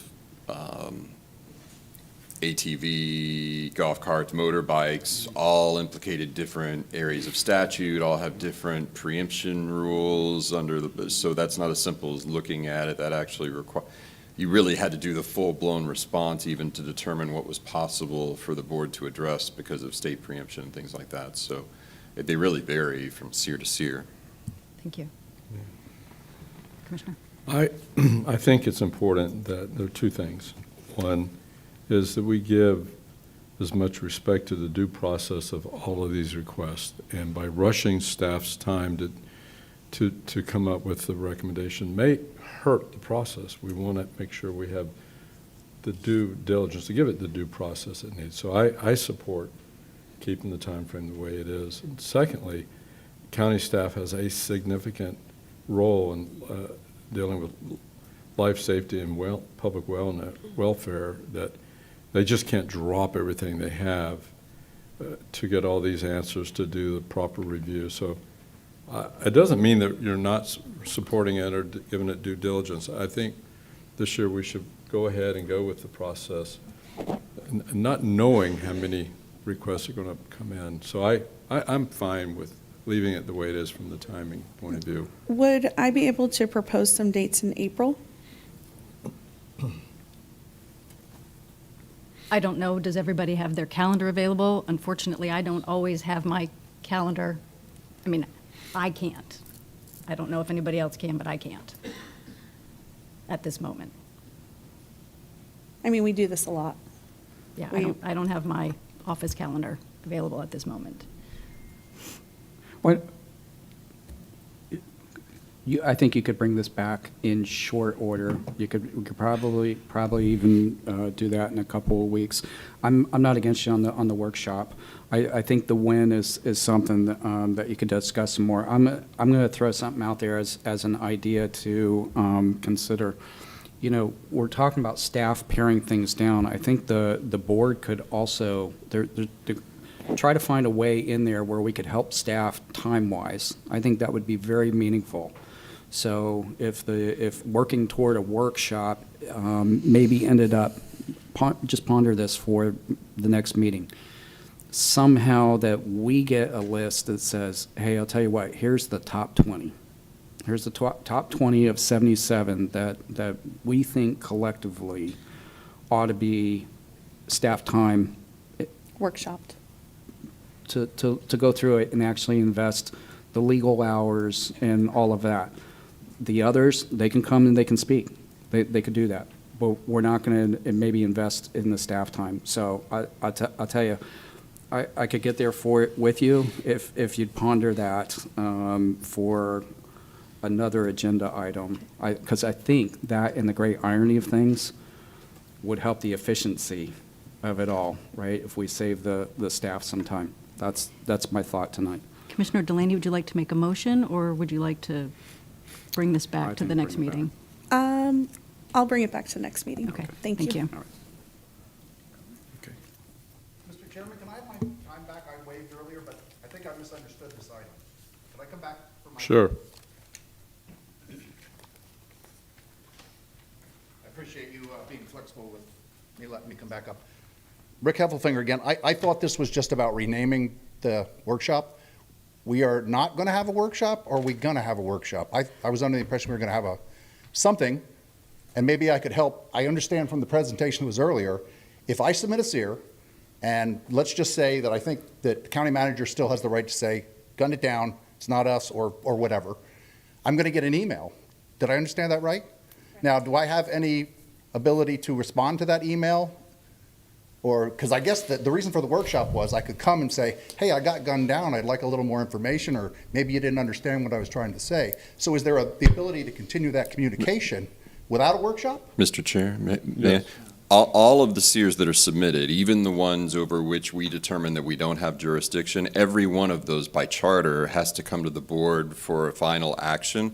So these are all going to come to a regular board meeting of the Board of County Commissioners, regardless of any of those issues, and you'll absolutely have the ability to come up and have public comment. You'll have the ability to speak to your SEER issue at the public meeting held by the Board of County Commissioners. Now, when you say the public meeting, you mean a regular meeting or one just about SEER A issues? regular meeting, because that's the only meeting the board can take action, and the charter compels the board to take action on each of these, take a vote. We don't take votes at workshops. Okay. I was just wondering if I'm going to get an email that says I got shut down. I was kind of thinking the workshop allowed me to maybe fight my case a little better, or that's not what's going to happen.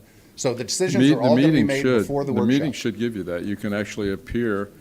We have to have all the requests, and if some are not approved or shot down, that has to be addressed in the public hearing, and you will have the opportunity to speak, to get more information or to challenge, or it's possible, not inconceivable, the board would agree with you. And so, yeah, it's definitely something that you have a time to respond. You're not just going to get an email, done, can't do anything about it. Okay, so I still am a little confused. If I don't have a workshop, then Well, I'm it's just, even better than a workshop, because in a workshop, you can't even take action. It's going to be a regular scheduled county commission meeting. That's to the citizens' advantage. okay. Now I'm confused. I don't know if having a workshop, why do I want to have a workshop then? Maybe, because I don't want to cut the ability for me to, if I've got a real strong feeling that I want that item, and I feel that maybe the way I wrote it up, or maybe the way staff looked at it wasn't what I thought, and I get an email, I'd like the ability to come back and be able to say, hey, listen, I think there was a miscommunication. Could you please reconsider? That is my intention for a workshop. My intention is that we get to the staff, that the citizens can get to the staff and explain their item more before their full recommendation comes back to us. Because sometimes things can come out in writing differently than it comes out when you're verbally explaining something. So that is my intention with a workshop, for the citizens to get a chance to come before us and speak, and that way the staff has an opportunity to hear it before they finish up their recommendations, so that they can have a more holistic idea of what the citizens are bringing forward. That way we get the best product to come back to us at these at the commission meeting. But I just want to also say that the past 2 years, 1 year while I was a citizen and 1 year while I was a commissioner, both times this item has been pushed to the end of the meeting. The first time I didn't even get to speak as a citizen because I had to leave for work. And I know last year it got pushed to the end. There were people that left because they couldn't stay the whole time. And it was so rushed and so uncomfortable as I was flipping through my binder. You know, when I was promised that we would have a full, robust discussion, and I was literally the only one that spoke. And so I guess that's why this isn't about activism. It's about getting citizen involvement into our government. It's not activism. This is the way that it's supposed to happen. We're supposed to have people coming here, being involved, getting responses, having collaboration and work between us, between the staff, because the staff, they do a great job, but none of us are the kings and queens and rulers. We're all public servants. And so if there's not a working relationship with the staff and with the county commissioners, then we have a broken system. And that's the whole reason why the people who founded this program, it's why they brought this program to the County Charter Review Commission, because the system was so broken that they could not get their input heard. And this is not something that should be, this is a program that should blossom. We have all of these people in this community with so much experience and thought, but a lot of times people have come to me and their response is, why? Why should I waste my time? And I just keep imploring to them, please, I'm working on this. I'm passionate about building this bridge between the community and the government, and so people are starting to get engaged. It's why the past 2-3 years we've had an uptake in this program, because myself, my chief of staff, and others in this community have spread the word about it. And when they hear about it, people are so encouraged, because they say, wow, we are getting a full, robust response, and it's talked about and there's conversation. It's not about activism. It's about building a bridge. Okay. As long as I get my ability to feedback, I don't know if that's a workshop Okay. or more focused during the meeting, but I guess I can always come back when I get are we going to get blasted all the declines at the end? I think we can talk about the timing and the agenda if we want to have it sooner. We'll have an opportunity. Appreciate your input. We have quite a few cards left. I think we need to have a 10-minute break. So let's come back at 6:44.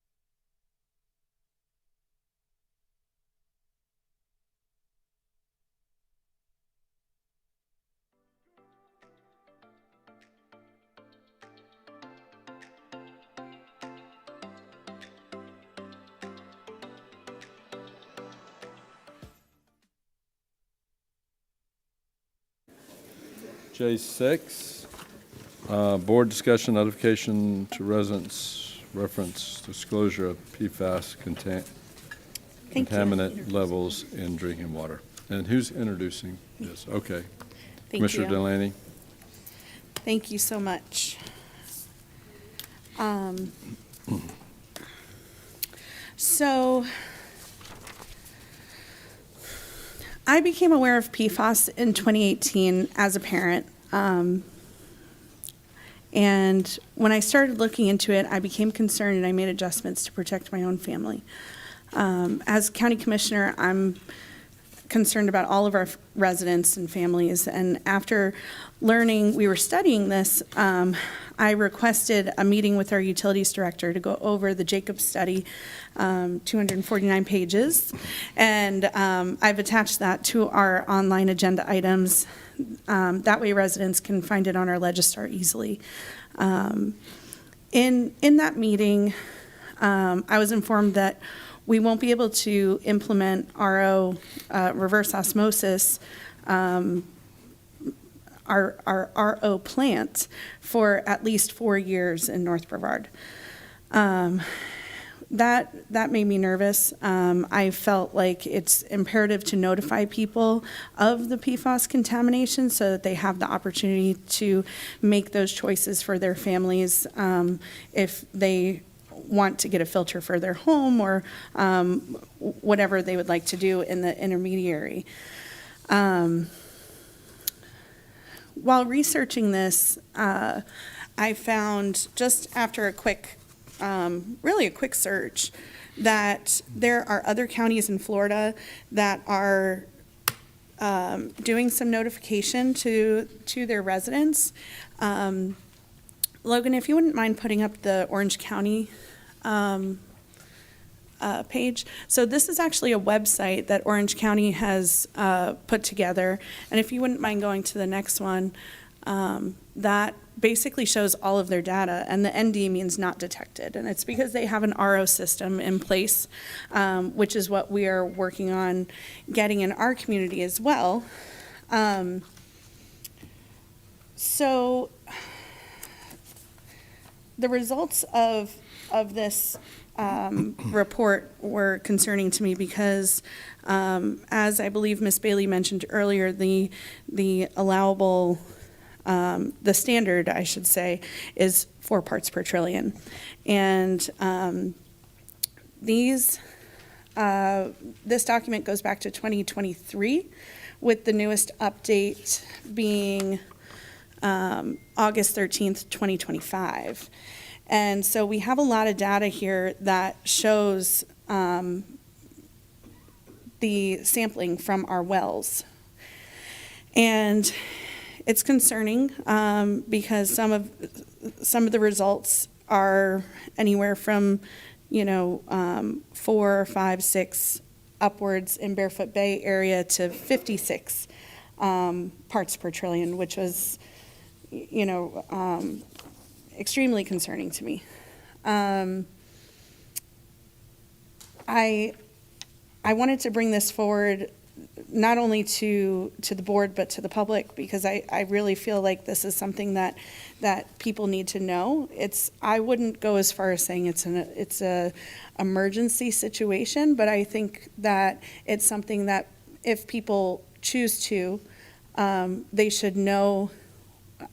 As government officials, I think that we should be the ones letting people know what this is, what are the possible effects, what are the results of our wells, and what are some possible things that they could be doing according to the different agencies across the country that are studying this. So like the EPA, for instance, they have a whole website that is dedicated, or I should say a whole section of their website that's dedicated to what is PFAS, what are we doing as a nation to improve the health and water of our country and our citizens, and what people can do in the meantime.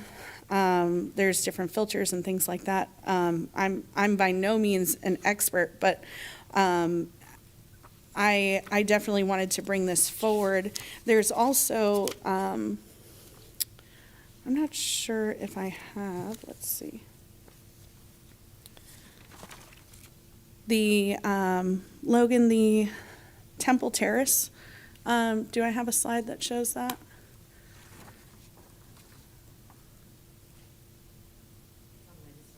Oh, it's on Legistar. Okay. Kristen, would you mind finding that and putting that up on the thing?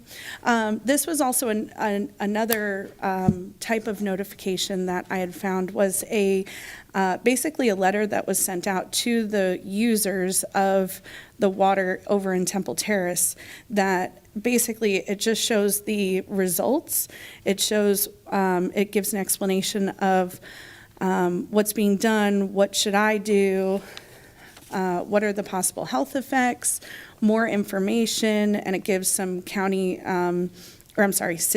representatives that the public could reach out to, and also a section for more information about these substances and where to go on the EPA website, and so on and so forth. And the cool thing about the Orange County and Gainesville was that they periodically update their website. When they get new results, they update it so that people can continually be aware. And so that's what I'm proposing. That's what I'm bringing forward to the board to get board support on notification to these areas in North Brevard and Barefoot Bay and Sebastian and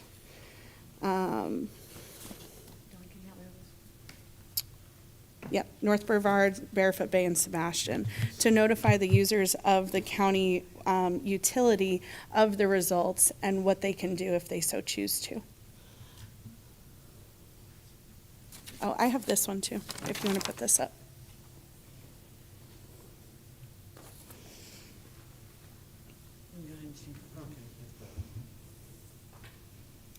So it's just like a simple one-pager, that just gives a notification to the public. Because like what was presented to us earlier, this is something that is not an overnight thing. This is something that, as it accumulates in your body after years, we can have some pretty severe medical issues that come up. So I just feel passionate about making sure that the public is notified, just like if there, say, were lead or whatever other substances, that we let them know that we have some high results in some of our wells, not all of them, and that just to make sure people are able to make those decisions for themselves. Are we going to do questions first or cards, Mr. Chair? Up to you. I might have just a couple questions. Okay, let's do the questions. That page that Kristen was showing there, that's from a website? Yes, That's it's on our Legistar as well. Okay. Is there,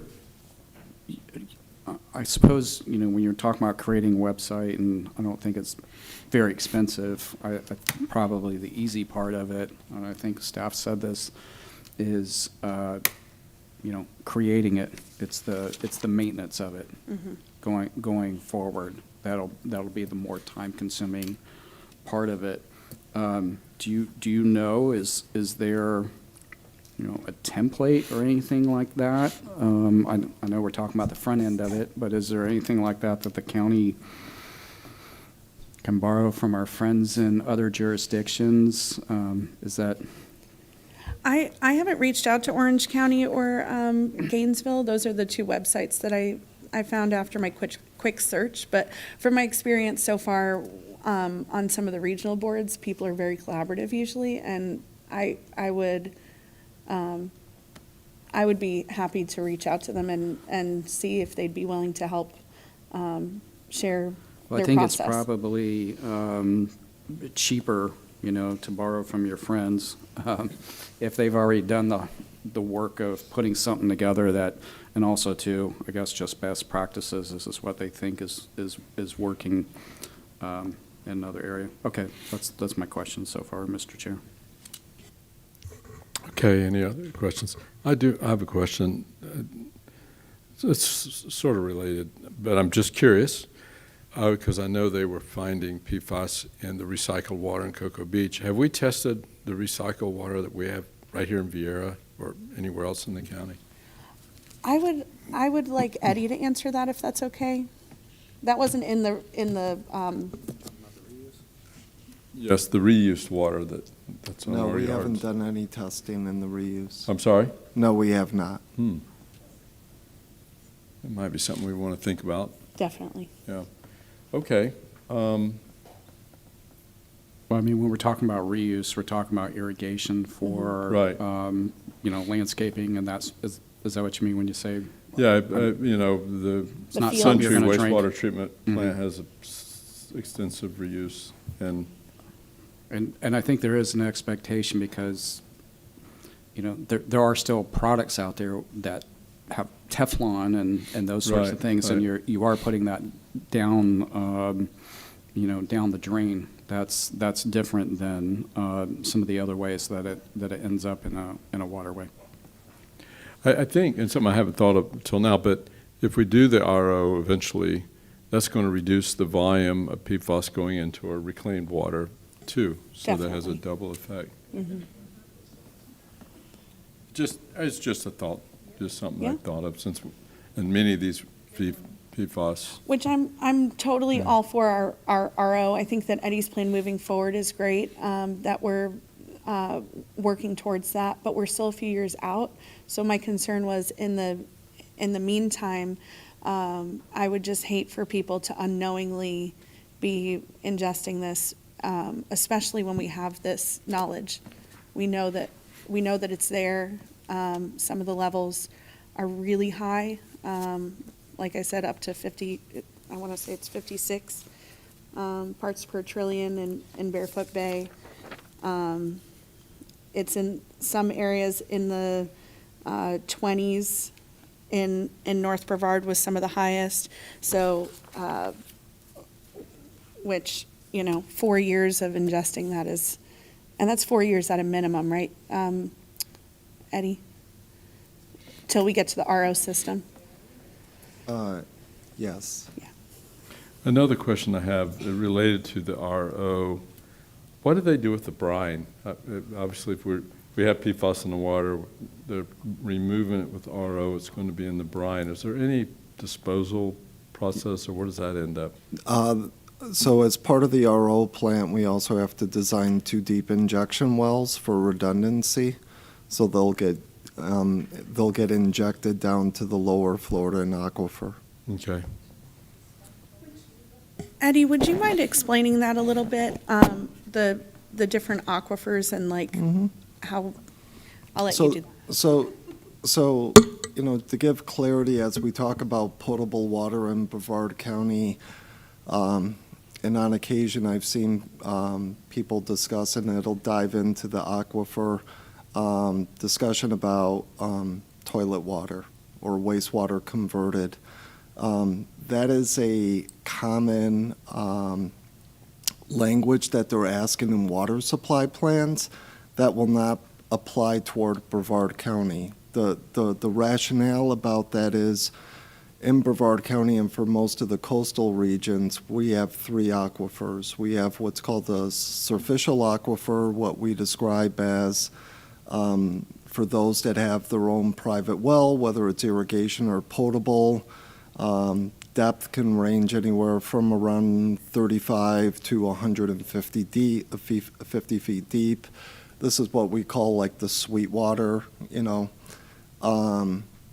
so now the Water Management District is really emphasizing, and this is across Florida, that if you're in a region where you have the upper Floridan well, and the upper Floridan well, and I don't want to get into distance depth, but there's a fairly thick rock formation, and once you get to the upper Floridan, that's what's brackish water. So To give you an idea, salinity in the ocean is around 14,000 parts per million.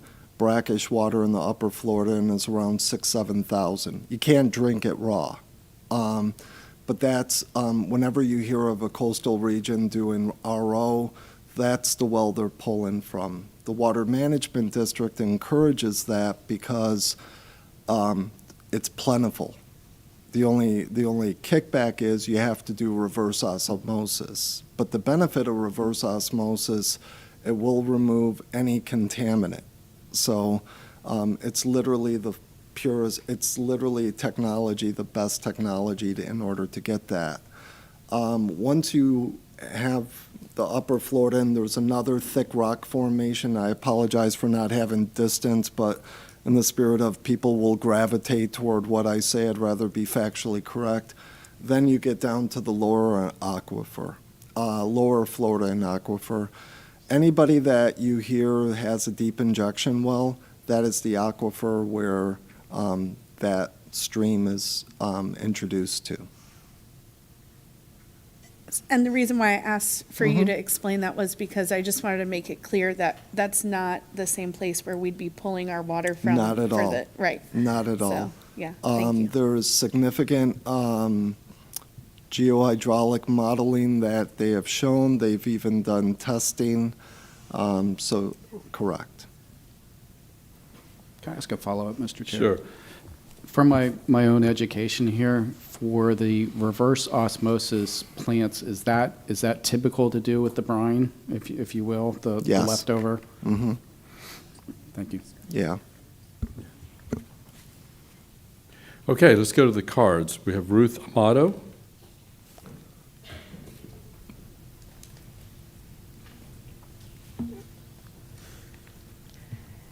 Hi.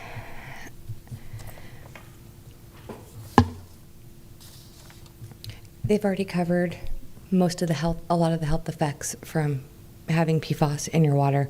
So what I'm going to tell you is the recommendations for clinicians. So when you go to the doctor, if you have over 2 parts per trillion, under that they tell you that you can just have regular medical care. Between 2 and 20, they tell you that you need to reduce exposure, monitor for high cholesterol, hypertension, pregnancy complications, and breast cancer. My 13-year-old daughter, in that category, lifelong Brevard resident, because nobody warned us to drink what we call potable water.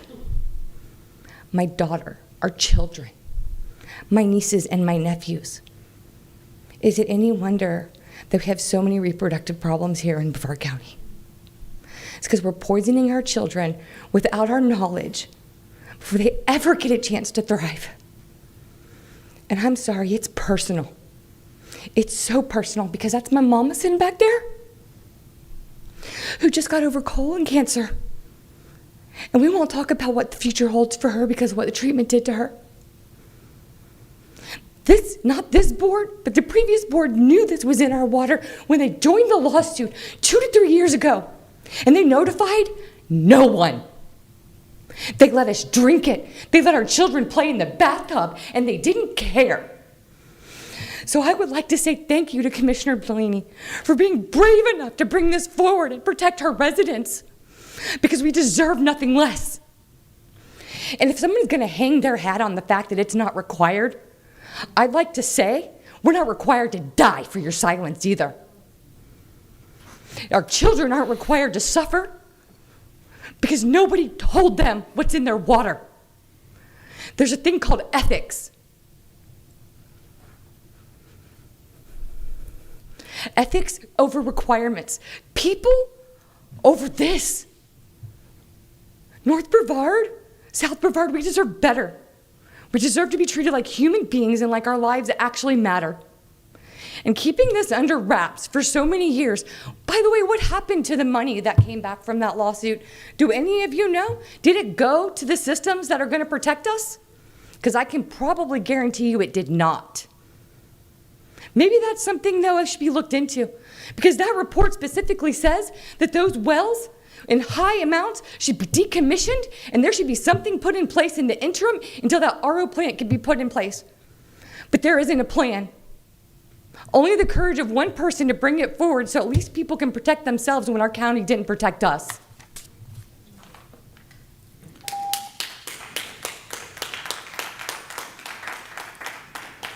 Richard Heffelfinger.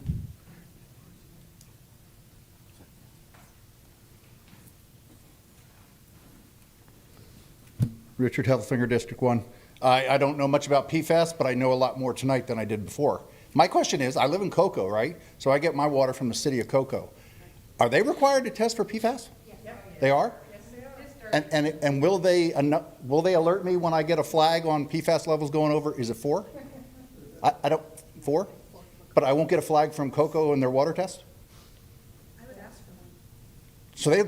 So they're not active, because I get that little thing that says, everything's okay, drink it. It smells bad and it looks a little weird, but drink it.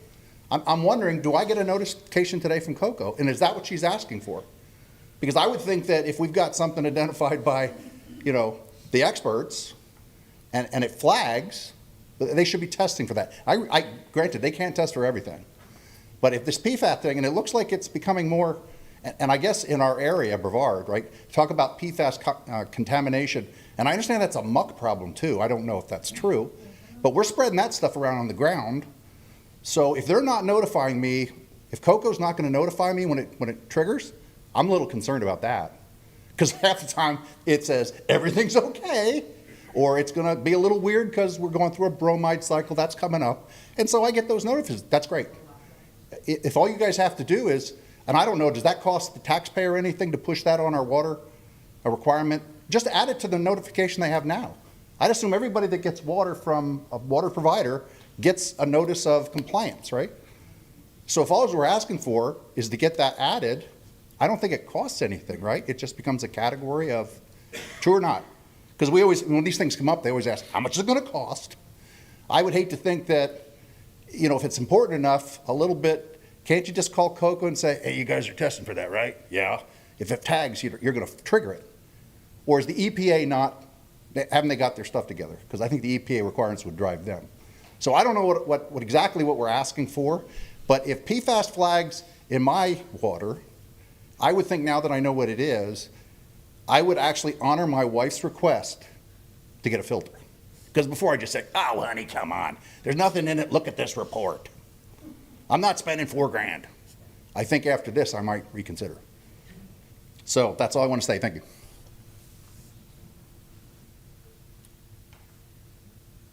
So I just Googled it. Yes, City of Cocoa Beach. Oh, this is Cocoa Beach. I thought it was Cocoa. We need to answer that question. It's a good question. City of Cocoa Beach has conducted testing. It says, we'll look it up. See. Yes. I can add, it's a requirement that everybody tests, so all water providers have to test now. The notification piece, though, doesn't start until 2027, is that right, Eddie? So starting 2027, we're going to be required to notify, but right now we're not. Sorry, and that's why I'm coming to the board. If you ask your water provider, will they tell you? Yes. Do you know that? You would probably have to go through your public record request. I mean, you couldn't call your water provider and, can you call them and say, do I have PFAS? They'll tell you. Okay. If you can get a hold of them. Yeah. Okay, it's good to know. We're all learning something here. Okay, Still Bailey.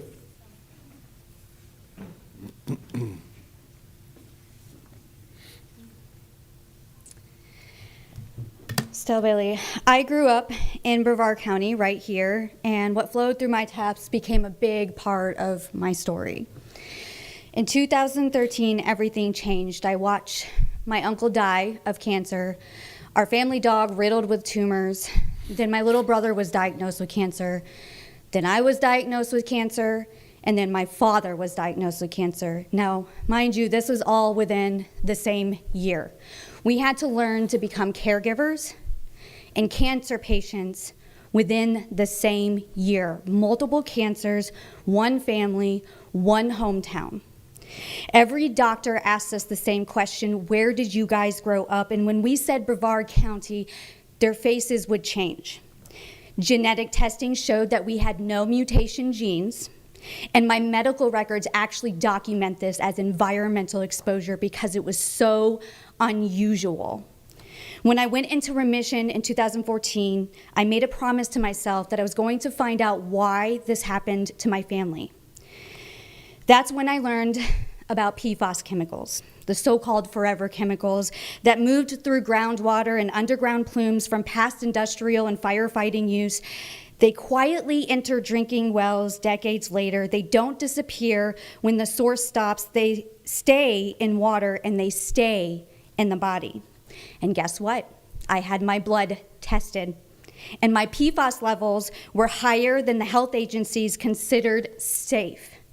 I am still living with that exposure and what that did to me to this day.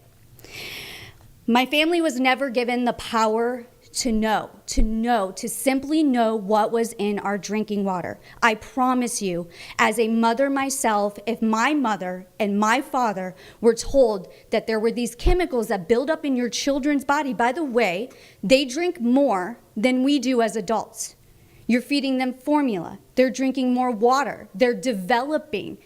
This crosses the placenta in pregnant women. So it is impacting growing children. That's why I have spent the last decade helping communities across this country fight for science-based drinking water protections and accountability, and that is why I am currently in federal court fighting against this current administration on the current national drinking water standards to ensure that we keep that low amount. I'm not asking you guys to solve PFAS tonight. I'm asking you to do one simple thing, and that's to tell the truth, to build trust between a government and the people. And I promise you, if you don't, I will end up sending postcards, and they don't want to hear from me. Don't make me do that. Please do not make me do that. I'm asking you to be that bridge and to be collaborative and to show people that they can trust you. Thank you. Stell, where were you drinking water? What was the water supply your family had? Cape Canaveral is where I was. Yep. City of Cocoa. And then Cocoa, and then Mims. Yeah. My dad lived in Mims. My parents were Okay. divorced. All right. Mm-hmm. Thank you. Elizabeth Baker?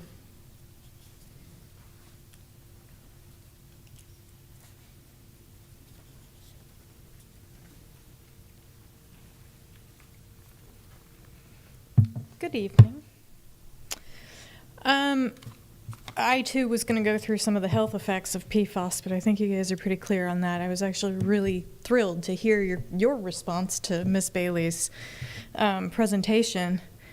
I have family members here in Brevard County, a cousin that I lost from Port St. John, 55 years old, completely riddled with cancer. It started in her bladder, moved through her whole body. She left behind 3 children. I have a family member in Titusville.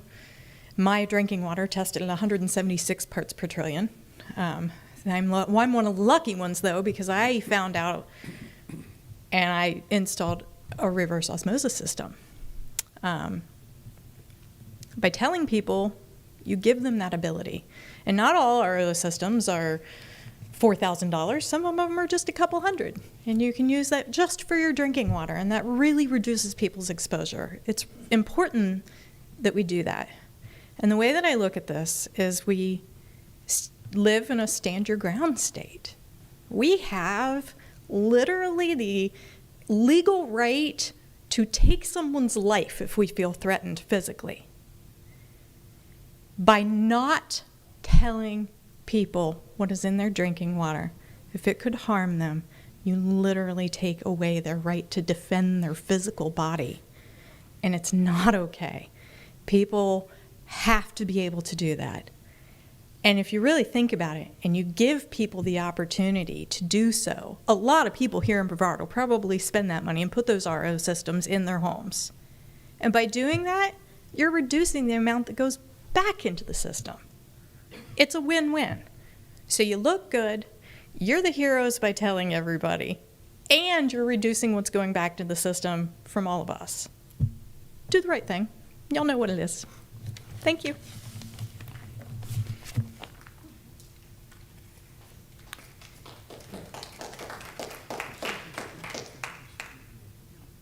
Okay, thank you. Kimberly Benter? I apologize for my appearance. Benton? Yes. That's I okay. apologize for my appearance. I do not regret my, actually at all, do not regret my vote, Ms. Delaney, at all. In fact, I want to be the uncomfortable truth that you all look at today, because we all are clear on the problem. We all know it's there. I've called Coco multiple times about the water supply. Number one, dumping fluoride in the water is, we all know, is a neurotoxin, so that needs to be cut. I've been calling Coco for years and bugging them about the water. And everybody here, you can look up the environmentalworkinggroup.com, go to their website, put your zip code in. You'll get all those little numbers. All right? So I'm slit from here to here. I woke up in a VA morgue in Nashville in 2012 due to the irresponsibility of the government to take responsibility for the water at Camp Lejeune. I was there in 1997. I want you to know that there's still a 12-foot fence around that base. And the head doctor at ASTRD, so if y'all want to know what special diseases that await you and your loved ones that have been here forever unless you stand up and make the change, there's a whole list there. And my story is my bile ducts filled with tumors because the water was so toxic. I fought as a single mother. My son served a full term. I'm 8 generations in service, people. I'm a direct descendant of General Claypool. My family has served at the Space Center. My grandfather paved US 1 on my maternal side. My paternal father wired up that damn shuttle launch pad. We're smart. My cousin owns a business that still works out there. My dad, cancer twice, 1 kidney, prostate gone. Man's still kicking because we're just too salty to lay down and die. And then my cousin, my first cousin, who lives in Sat Beach in the hot zone over by Gleason Park, y'all know about it. Double mastectomy. They're gone. And let's talk about our health care. Health first needs some work. Let's just be honest. That's a whole subject for another day. But we know there's a problem. Ms. Delaney, I want to commend you for being responsible, taking accountability. Mr. Altman, I like your attitude as well. Ms. Atkinson, I plead to you to please be more compassionate. Do realize I understand commerce is a big deal. It's not so much about being an advocate as, like, safe water is an important issue for everybody. And there's an opportunity for innovation here. You know how we got our little algae steamboat that cruises down the lagoon, converting the nitrogen? I have a solution for every problem, okay? Zeolite chipotle also can filter some of your salts there, sir. You've got mushrooms. Look up Paul Stamets and the Host Defense Program. Smallpox, agaricus. You have mushrooms from the old growth forest that will grow and clean up these oil spills and these toxic spills. Like, there are got to be grants out there. We got options. Just put those RO systems in, y'all. Thank you for your time. Thank you. Sandra Sullivan.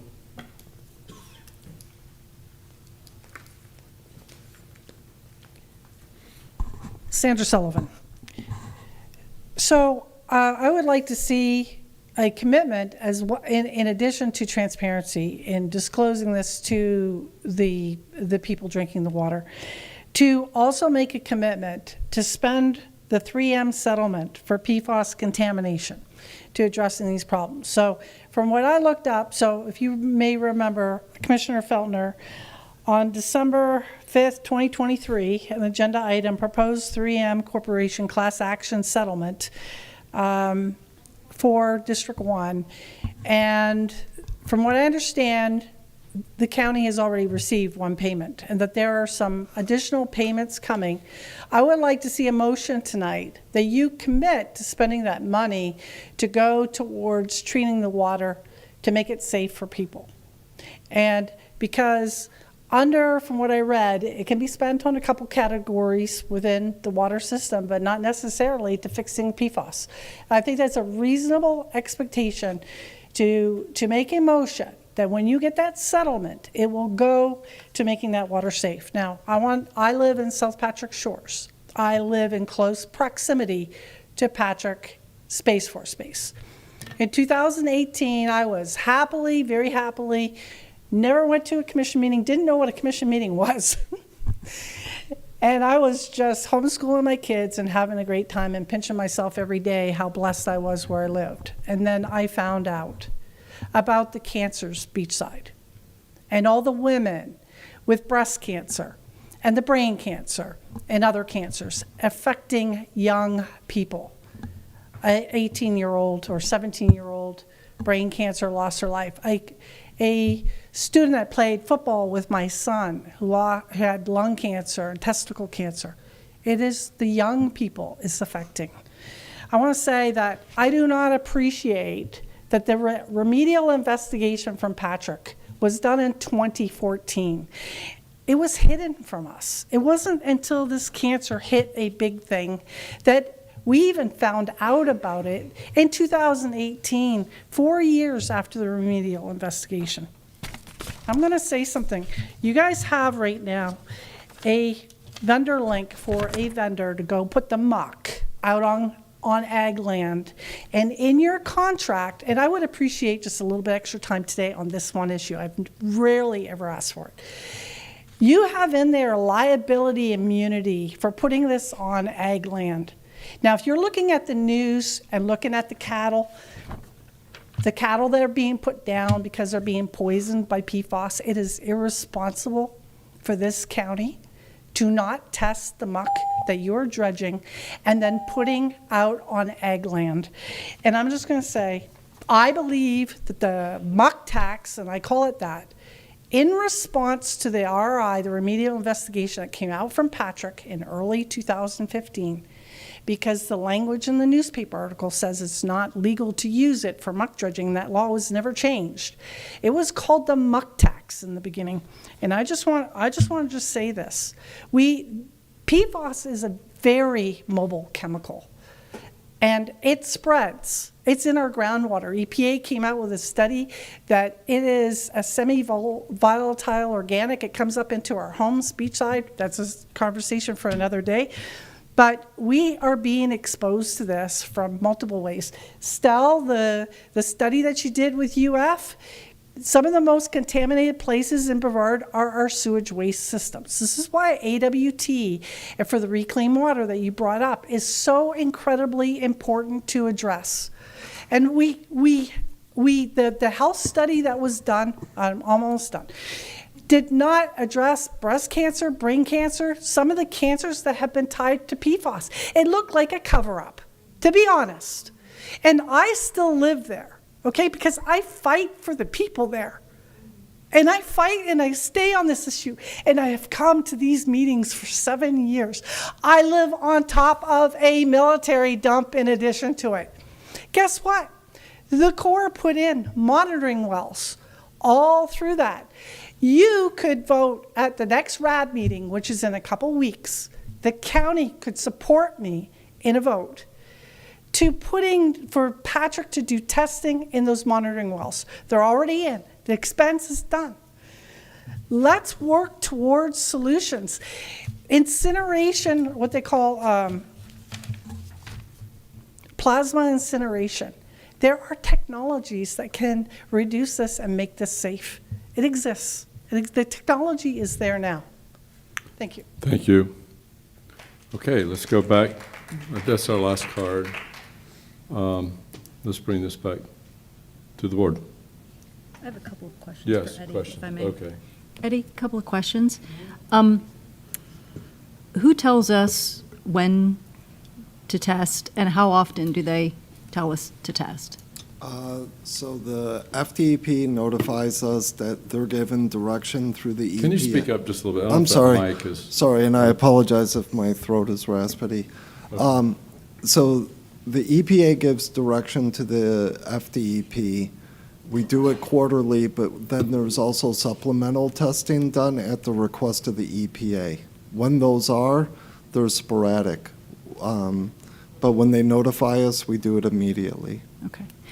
One more. Absolutely. And what do we do with those results currently? We continue to, we include them in our report, and it gets reported back to the DEP on the results, and those results get sent to the EPA for statistical analysis or what they do. So do we, as a county, put them out on our website anywhere? Are they available for the public to see those reports? Currently, no. Okay, thank you. Okay, any other questions? I have a couple. Yes. Eddie, if you wouldn't mind, how have we looked into the source of the contamination? We, as a entity of Brevard County Utilities, no. And what would be the process to do that? Would we instruct our consultants to do that? Would the board have to give direction to ask you to? I think that's more of a state level, Commissioner, because we're getting into the source is multitude. So if going back to what I described was the surficial aquifer. You asked me the question, explain the aquifers. The same aquifer that I described, which is the 35 to 150 foot deep, that aquifer goes through central Florida, and I believe it stops short of the Georgia border and central. So I'm not aware of the state. They may be already doing some form of analysis. The Water Management District are. I think it's a much more holistic item to tackle. When I looked at how that goes about, what came up on my search was PFAS fingerprinting, and this is something that I guess all the different types of PFAS, it has its own unique makeup. And so it literally describes it as fingerprinting because each chemical is so different. And depending on what it's from and where it's made and all of that, it's unique. It has a unique compound. And the research that I've done, which isn't crazy extensive, but it's, a little bit. This is already used by state agencies and utilities to assign responsibility. And so that's one of the things that I'm thinking about, like, is if there are industries or if there are polluters out there that are polluting our wells, they should be paying for our RO system, not the ratepayers. And there's also total oxidizable precursor, TOP. And it says that some sources release precursors that don't show up in standard tests. So this top testing identifies specifically industrial or landfill-derived contamination, and it can distinguish firefighter foam from manufacturing waste, which I thought that was really interesting. And also, groundwater flow and plume modeling can also help us find where this stuff is coming from and where it is going to. Because one of the things that I saw in this study was that some of our wells had next to no PFAS, and then other wells, could have had quite a bit. So I feel like it's not a stretch to say that there's a possibility that we could possibly get we could hold some people responsible for this contamination. And I also found that this is a pretty standard practice in Superfund investigations, cost recovery in litigation cases, and state enforcement actions.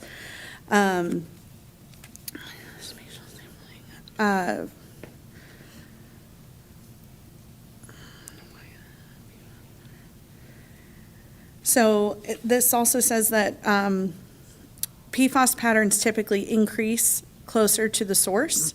So that can also give us an idea, and it changes composition as they migrate. So this allows the investigators to draw a contamination gradient pointing upstream, which will help us zero in on where is this coming from, because some people have, put out there that, so we already know that the military, there's a lot of PFAS that has come out from military bases. We have a whole advisory board that, has been established because of the contamination at one of the military bases. And,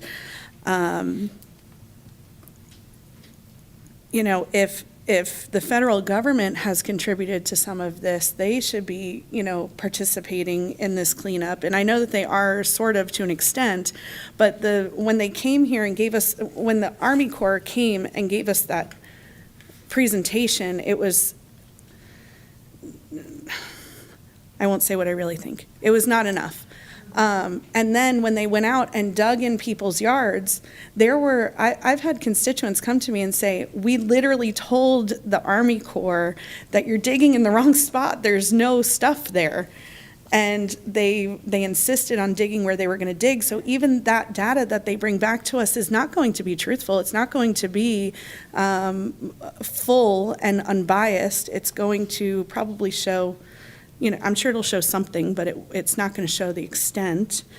And so if we used our money wisely and instructed our consultants that we're already paying to do some of this work, we could have RO systems for the whole county if we can pinpoint, where this stuff is coming from.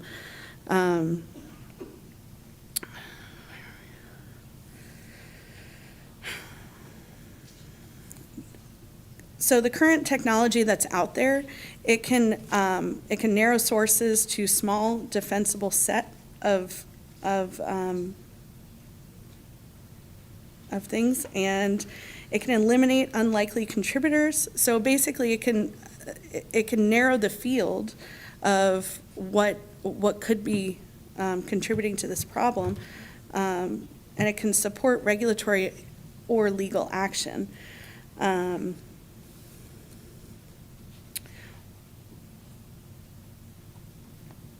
Some of the things that are happening elsewhere are, I know that we are all testing now, but running TOP tests on select wells, so maybe those wells that are higher in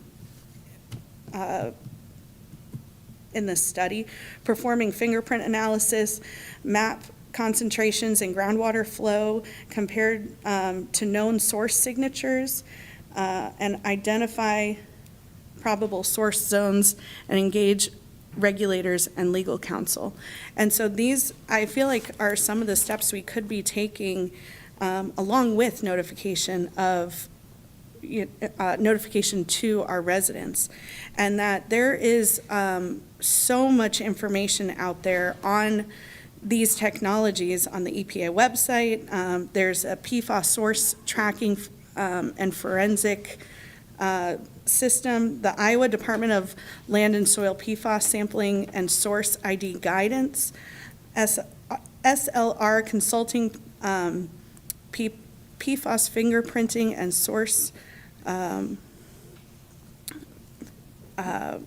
Basically, there's all these things out there, and so I'm just wondering if maybe in addition to notification, we get a task force together, we do something to try to battle this thing head on, and maybe even see what some other areas are doing to combat this issue. Because like I said earlier, this isn't a Brevard County problem, this is an everywhere problem. And so it's, right.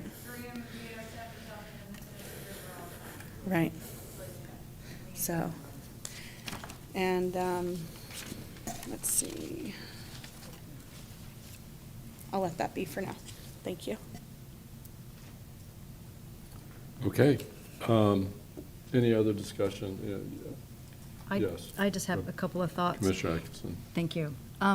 Morris, I apologize for putting you on the spot, but clearly we all know that PFAS is horrible. That's not a question. My question is, if we make ourselves look like we are experts, Now, I'm not talking about just putting out the results of the testing that we might do. But if somehow people got the idea that whatever we put on this website was the truth of the matter, are we opening ourselves up to any kind of legal problems? Can you see? I don't want us to put ourselves out there as being the experts and then being wrong because people got cancer or didn't get cancer and just got scared.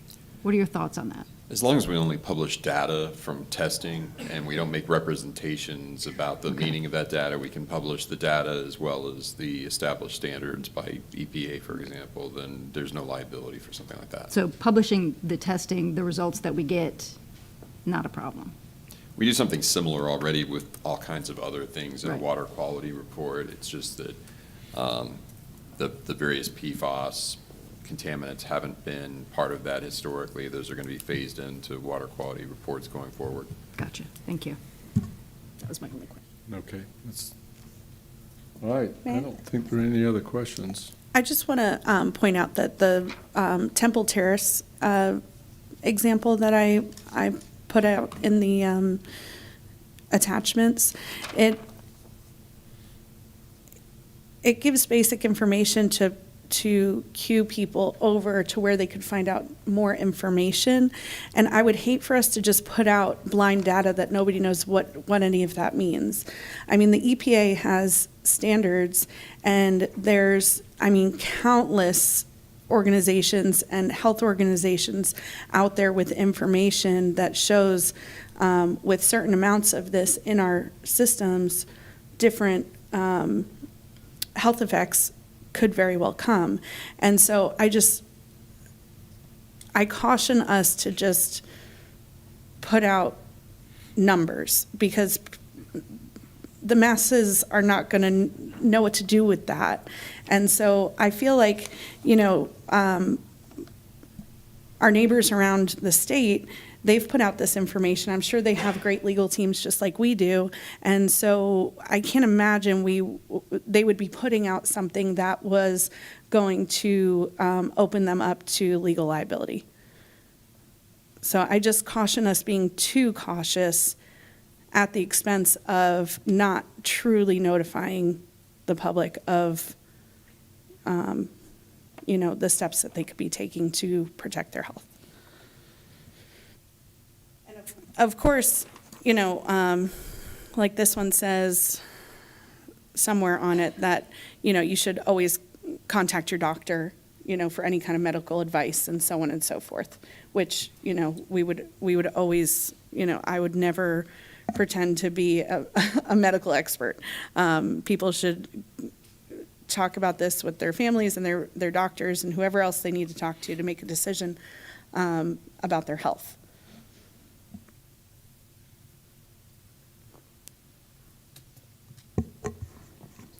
Could I say one thing? Yes.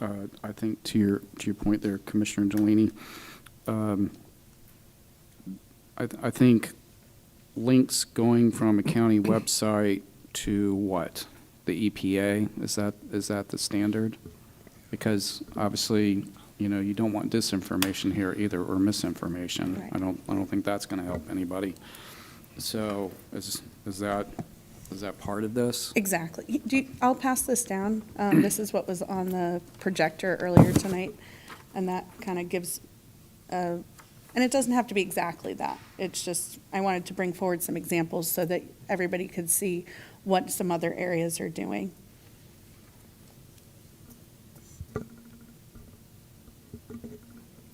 Okay, so at this point, I'm sorry. Oh, I'm sorry.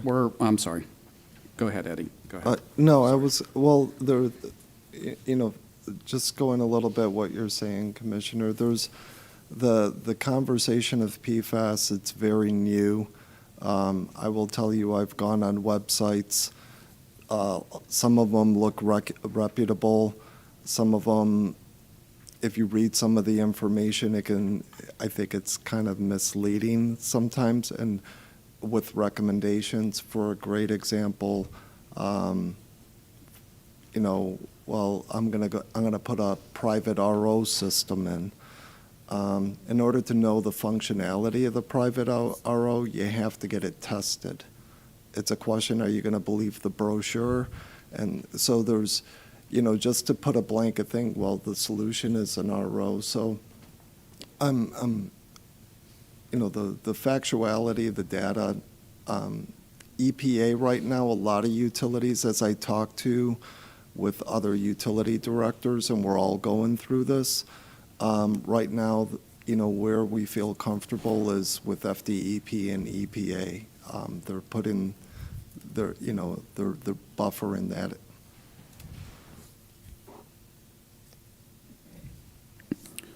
Okay, so could I say real quick, is the website that you're proposing here only go to EPA?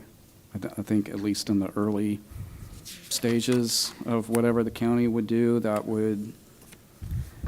My initial thought for the website was a basic, what is PFAS, and we can get that from, you know, any of the reputable sources, EPA, whoever, and then put our results, and then maybe just a prompt that says, you know, if you have any concerns, you know, consult your medical professional, or, you know, something like that. The two websites that are in the agenda packet, they show, you know, slight variations of that, but honestly, if we get anything out there to the public to start, and we can massage it from there, you know, depending on everybody's comfort level, I would be happy with that. Mr. Chair, say something real quick. I think tonight we're only given direction, right, to staff to look at what would go into a website and then bring back to a future date, right? Correct. Okay. And so I think maybe in a motion, make me feel better, that a website in the future, or maybe it's for the next discussion, goes to a governmental website and not to something that would mislead the public. May I add something to that? Yes. Along that kind of line, we are already paying a consultant, right, to do this for us. So could that consultant make Cliff's notes that are more understandable that we could post on this website? I mean, the simple what if, what is it questions, those are provided by EPA, and we can obviously cut and copy that. The data that we already received, we could tabulate that and put that on there. Mr. Chair, I'm sorry if I can interrupt a little. Sorry, thank you for letting me interrupt there. Just many years, I think we'll come back, you know, depending on board direction. I think we'd probably be more comfortable having us the link or copy off of EPA or whatever the recommendation. You know, many years of government, the easy part is putting a list together or a database. The hard part is making sure it's up to date. I'm a little nervous to say, I'm making up a number here, guys. You know, this is me always say making up a number. The standard is 4 divided by 10. Well, if all of a sudden the standard is now 3.5 divided by 10, I'd rather have that link to who's making that standard than us, because we may miss it by a month or two. We may not catch it up. So it's always hard to make sure you're up to date on your data. So we'll look at, you know, I'm sure we can cut and paste the EPA questions from general, but if there's some ways we can link this so people can get the data from the EPA or DEP, I think that would be a better way to go. I mean, our results would be our numbers, some standard what-ifs or FAQs that are, you know, from the feds or the state, whoever it is, and then we can provide some links somewhere and rely on the federal, well, God, I'm saying rely on the federal government, rely on the experts to make sure they have the data up to date, If I not could necessarily also stuff. add, I'm also requesting for some kind of notification to go out to the users relatively soon, because we've already had these results now since August. And so something like that one pager from Temple Terrace, or whatever else we feel comfortable with, but something relatively soon that we could maybe put into a water bill or something like that. Or I know we have an email system that already notifies people of boil water notices and things like that. And I had a question about the city of Titusville, because if I'm correct about this, Eddie? They get 2/3 of their water from us? Or from MIMS? They have wells that are outside of their city limits, but they're their wells. So it's totally through their water system? Yes. Not through ours? Okay. Correct. Okay. And so I just wanted to make sure that any of our users, that they would get notified, even if it's through a municipality. But if it's through their systems, their government agencies have to deal with that, not us. But anybody who's listening to this meeting, definitely you should contact whoever your representatives are to find out this information so that you can be notified and prepared for your family. So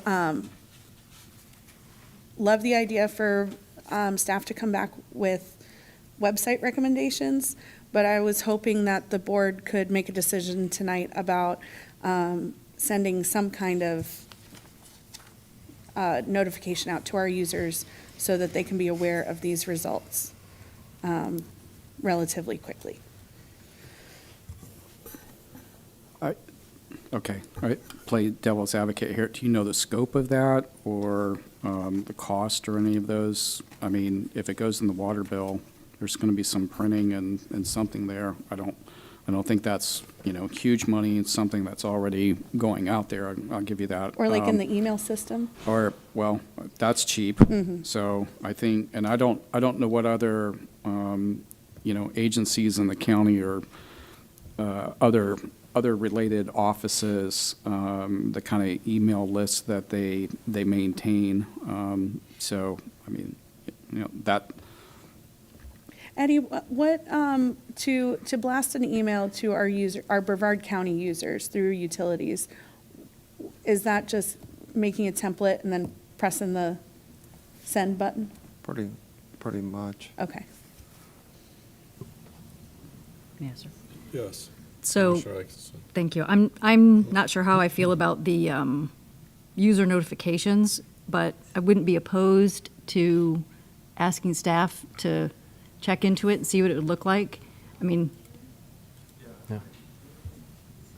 If the board isn't opposed, I'd just like an opportunity to kind of visit that idea and see what we can come up with, because I would like to consult with EPA and FDEP on some suggestions that they have to make sure we're doing this factually correct.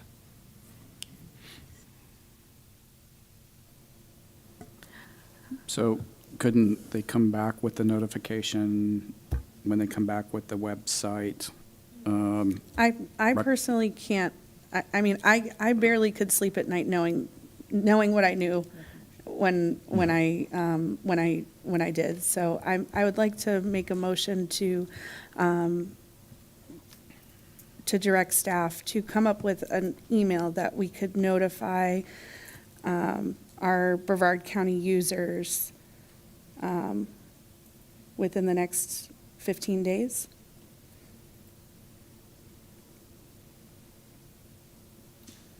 Okay, is there a second to that? Well, hold on. Is that even, I mean, is that workable? I mean, it's easier for us to say that here, but we're not going to be the one to send it, so.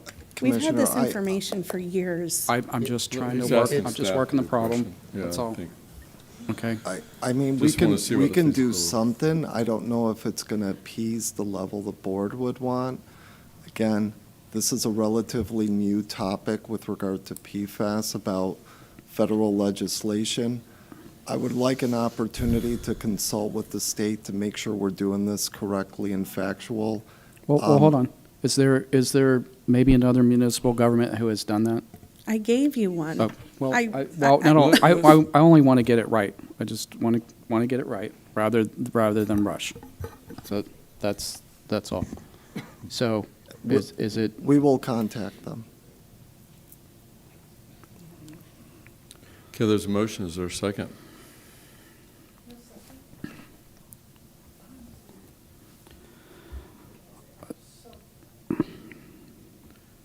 So, perhaps what we need to do is direct staff to come up with a report, something more comprehensive, taking a look at what other local governments are doing, and we can kind of move from there. It means we're moving ahead, we're moving in that direction, but we're not just operating blindly, because we didn't. I think that's meets the intent of what you're wanting to do. With all due respect, Chairman, I mean, we have 2 members of this board who have been here for 4 years. Y'all have known this information. This isn't new. We're talking about public health here. We're talking about trying to come up with a solution. We're wanting to give staff the time to do it. I gave you all 3 examples of this. I asked Eddie 2 weeks ago to look and do this research in preparation for this meeting, which I'm guessing you haven't done because you left that question out of the email. When we saw this agenda item, we wanted to obviously get an opportunity to get feedback from the board. But I asked you to do this research 2 weeks prior to that.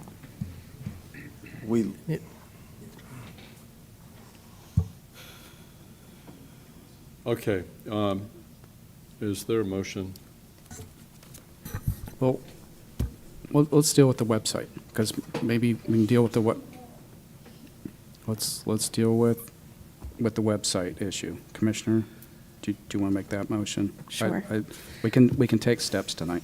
Do you want to make that motion? I'll make a motion to direct staff to look into the feasibility of a website or web page on our website to provide information to the public about the results we receive from our PFAS testing and links to EPA and other credible sources to help fully inform the public. Okay, I'll second that. Okay, is there any discussion? All in favor signify by saying aye. Aye. Okay, motion passes. Okay. And we'll bring that back to the, which let's do a date certain. Do we have a date certain? Well, Commissioners, in the agenda, it says within the next 30 days. If you did it within the next 30 days, that would be the February 10th meeting. Okay. It's actually a little bit less than 30 days because, we have to put the agenda out a little bit earlier. So it's February 10th or February 24th, whatever the board prefers. Okay. And if I may just add, I just want to give... We'll do that February 10th.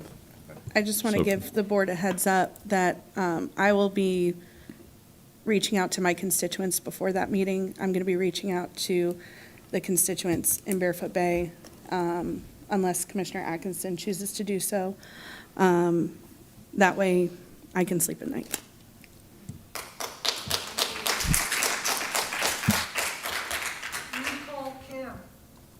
Okay,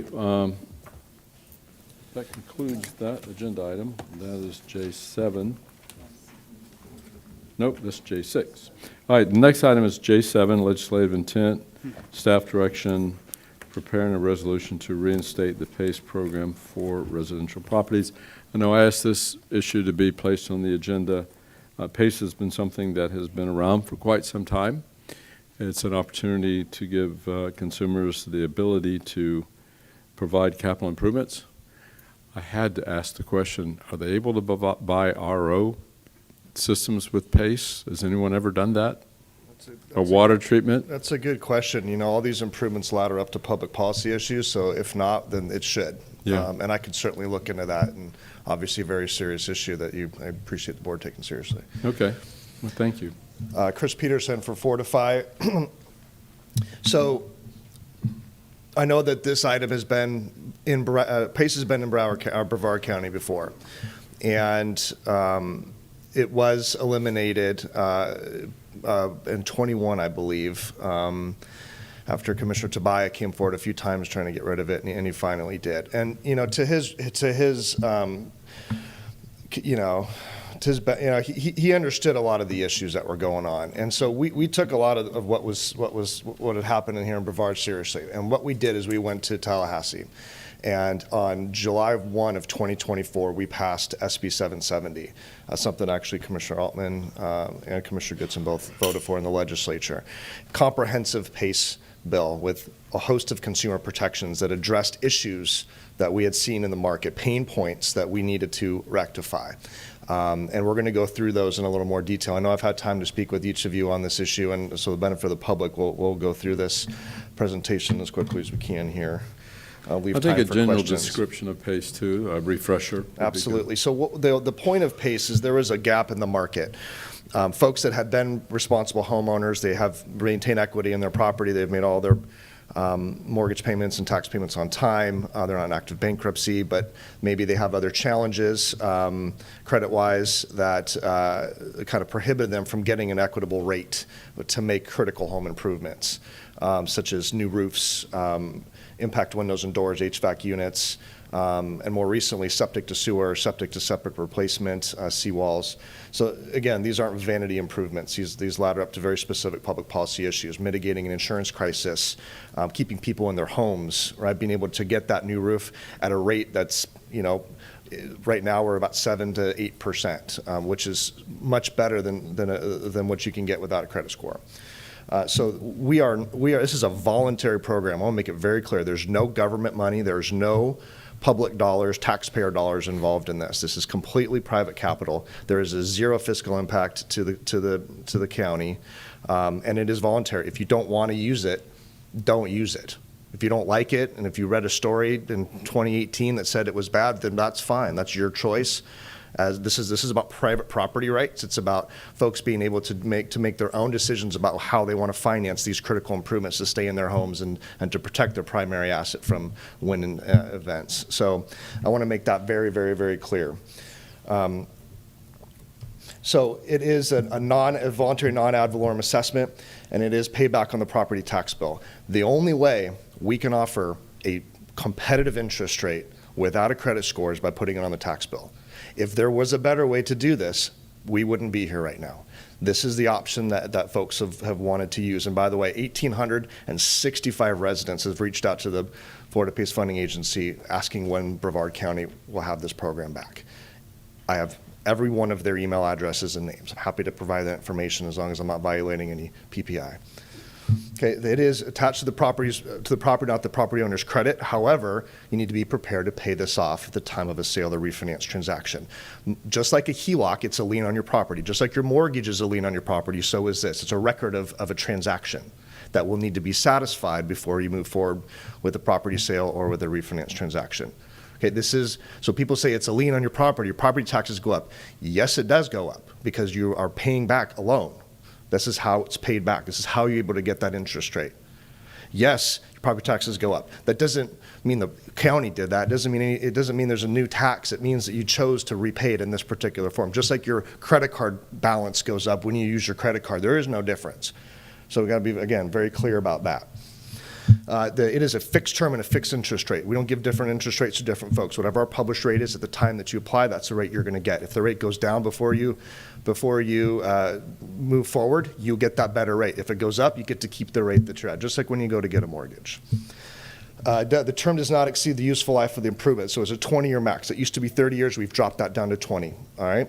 And you can't get an HVAC for 20 years, right? Because that exceeds the useful life of the product that we're installing. Roofs, impact windows and doors are going to have a higher term. HVAC systems are going to have a lower term. You can pay off at any time. Okay, although the 20-year max, our average assessment life is 7.25 years. Most people are either refinancing or they're moving, and during that time, it's very rare to see that go to term. And again, these are paid back on the tax bill. So again, applying for PACE, let me just kind of sum up here. We don't have door knockers. We do not go and have aggressive marketing tactics. That's not how we operate. Contractors, on the other hand, oftentimes have those types of marketing. They are not just offering PACE. They're offering unsecured. They're offering, how are you going to pay for this, right? I mean, sometimes they have their own in-house. Sometimes they have other vendors that they work with. We are an option, one of several options that property owners have when they decide to finance these types of home improvement. Okay, it is an option. So impact windows and doors, roofing, HVAC. Solar is one of those divisive ones. Some counties have chose to not have solar. They think if you're going to have to use PACE for solar, then maybe you shouldn't be getting solar. I'm not going to say I disagree with that. That's one of the great things about having home rule is that if you decide that that's not what you want to do, then you can say, I'd like to do this program, but we're going to omit solar. I know Hillsborough County did that just recently. Others want to have that option available for them. It just depends on what your constituents want, what the county feels is best. So we did have a couple of new improvements with the new SB 770 and the host of consumer protections. We did add septic to sewer and septic replacement. Again, these are public policy issues. Red tide mitigation is something that's very important. So being able to offer PACE for that in conjunction with other county programs has been very successful. And then, of course, flood mitigation is also another new improvement, as well as seawalls and generators. So we do cover up to 100% of the upfront costs. It is not credit-based. That is the way this program is intended to work. Again, interest rates are based on the selected repayment terms. So actually, that's not even really right. Right now, it's just the same term. I mean, we just have it's just one interest rate regardless of your term. We used to have a fluctuating when it was.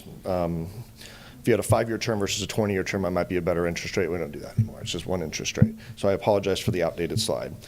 You can combine this with utility, local, federal incentive programs. It's already available commercially here in Brevard County. You can. So we're here to talk about residential.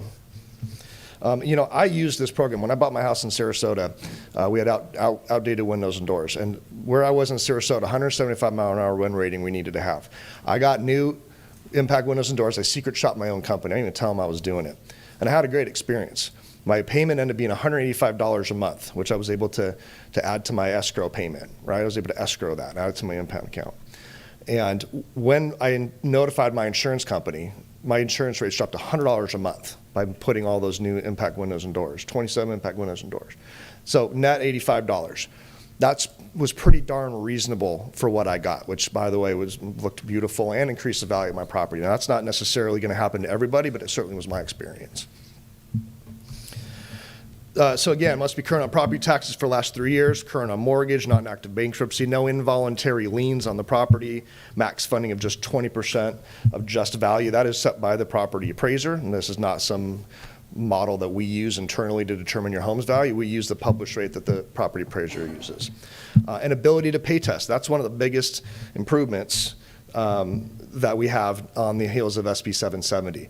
Again, before July 1, 2024, it was not required to have an ability to pay test, which seems crazy, and frankly, maybe it is or was. But here we are today with the new ability to pay test. It has to be verified by a third party. We do not accept stated income as your ability to pay test. We have to verify that. Several different ways of commercially available ways to verify that. And if we can't verify it commercially, it's document collection, just like if you were to get a HELOC or a mortgage. To me, one of the best consumer protections that we have is during the application process, when you're applying for financing, we will actually call each and every applicant. And we go over every single term of the contract. Do you understand this is going to go on your property taxes? Do you understand this amount is going to be added to your property taxes? That it's this amount annually, semi-annually, monthly. If you choose to escrow that, here's what that monthly is. Here's the documentation you're going to need to get this added to your escrow account. Do you understand that you're going to need to be prepared to pay this off in the event of a sale or refinance transaction? Do you understand that this is a lien on your property, just like a HELOC is, just like your mortgage is? Do you understand all of these terms? And again, recorded phone call. We learned that people were saying, well, I didn't know this or that or the other thing. Well, let's just solve for that. Let's just solve for that. And it's an incredible lift on our part. It takes a lot of humans to do this, and bilingual at that, both English and Spanish. But that's the way to do this. I mean, no other type of property improvement, home improvement finance offers this level of consumer protections or this level of detail to ensure folks that maybe the contractor said this was a free government program, right? You don't have to pay for it. PACE is free. Contractors say all sorts of the darndest things out there, right? Well, this is going to reconcile how this product was discussed with each and every property owner. And once we learn that a contractor says something that violates our marketing guidelines, we terminate them. And then we tell all the rest of the providers that we just terminated this contractor. So keep an eye out right? So we want to make sure that, we're invested in long-term viability of our program. We do verify all contractors' license and permits. We do background checks. We want to make sure that we're working with folks that are not unscrupulous players. Another big consumer protection is we don't pay the contractor until the work is done and the homeowner signed off on it and says, I'm satisfied with the work, right? And then we do an inspection to ensure that what you are financing has actually been installed on the product, so asset verification. Then and only then does the contractor get paid. So that gets rid of half of the contractors that are borrowing from Peter to pay Paul, right? That take your money, your down payment, and they go and they finish some other job. That does not happen. You can't do that with PACE. You don't get paid until the work is done. So that is, again, one of the best methods of getting rid of contractors that maybe shouldn't be using this program. So again, I went through most of these with you, and you all have a copy of this presentation.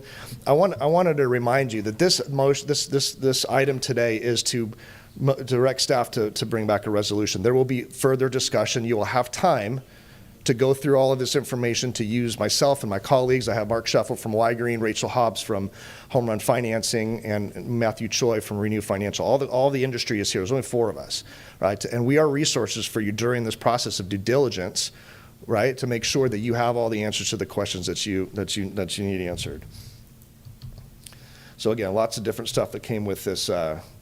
Can't use this if you have a reverse mortgage. You cannot use this program in statute, right? There's a lot of these little things that you should go through and take a look at and make sure that you understand what it is that these changes are.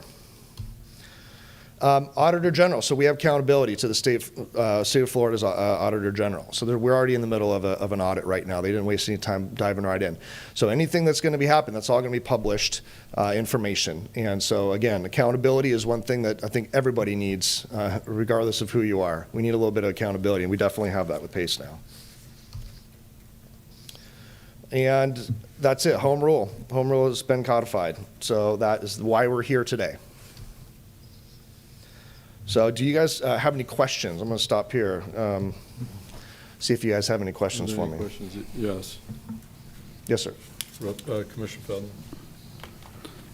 How does so my primary lender, my mortgage, how does the bank know that I got a PACE loan and they need to start escrowing the payments? So is that that's something you do, or is that something the customer It's a has to do? two-part process. Okay. The first part is how do they know, and the answer to that is that we notify them via a letter. That is part of state statute as well. We are required to notify the primary mortgage holder. The second part is how do you escrow that? So we provide the recorded document, and that is what escrow needs in order to add to this to your impound account. So that is something that the customer does. We walk them through that. That is actually one of the questions we get more often. That's usually a follow-up question when people say, hey, how do I do this again? So we will walk you through those steps of how to do it. It's very straightforward, but it does require a little bit of action on the property owner's part. Well, I asked that question because if you go through the process of getting a PACE loan, and then, the tax bill, when that happens, and all of a sudden the bank didn't escrow that, and now I've got to pay, I don't even know what $1,000 or something. I see if people were surprised by that in the past. I can understand one of the problems, but so it's in your interest, right, as the lender, for the payments to be escrowed. Yes, sir. Okay. We encourage that very, very much so. I think for most folks it makes sense to spread out the payment. Mr. Chair, I have a couple other questions. Okay. I'm curiosity. Yes, sir. What's the current interest rate? Ours right now is 7.5%. Now, when mortgage rates were down at 3-4%, we were at 4-5%. We're very close to mortgages, just a little bit above. What's a typical term? Usually it ends up being 20 years because 90% of the improvements that we do are new roofs and impact windows and doors. The HVACs are also a very big product. Those are typically 10 to 15 depending on the actual unit that you're installing. There's guidelines, federal guidelines around the useful life of products that we will follow. Because I noticed on your slide with some of the things that you could do, even down to insulation and such. I wouldn't think that's something that you would do a PACE loan just for that, right? It would be part of It's- an HVAC sort of overhaul. Correct, and that's one of the other things that gets a little bit misleading. Like you might get a PACE assessment for an HVAC, but there could be duct work, insulation work, all of it. You know, pouring a new pad for your new HVAC, having to cut through, do siding work, do trim work, do drywall work. I mean, there's all sorts of stuff that goes into installing a new HVAC system versus just swapping one out. So yes, that is typically in conjunction with other products. What's the typical amount? Your average amount that you're doing loans for today? About $25,000. And out of curiosity, what's like the smallest amount that you will do? 5,000. Okay, that's your minimum. Okay. Thank you, Mr. Chair. Yes. So if a better interest rate comes out, I can refinance my mortgage. I'm still waiting for a definitive answer on that. Got it. Do y'all know if we can refinance? Mark? You'd have to clear it. I believe that we can, yes. I know you asked that question earlier, and I Yeah. did ask that from my team, and haven't heard back, but I believe that was the case. We did address that. I follow up to that just real quick. So what I think, I refi because, interest rates have gone down on my mortgage, and the PACE loan stays there by itself. Is that what you're So, saying? you know- I don't have to clear it in order to do a That depends refinance? wholly on your lender. When I ended up getting, or I did a refinance, and my lender actually allowed me to keep it on title. Others don't have that same experience. They were asked to pay it off before they originate a new first mortgage. That's why we tell everybody this is what you need to be prepared to do. So it is important to know that because if you got a HELOC, they're going to make you pay off the HELOC before you get your new first mortgage. This looks very similar. It acts very similar to this on title. The only difference is our method of repayment through the tax bill versus, just on title.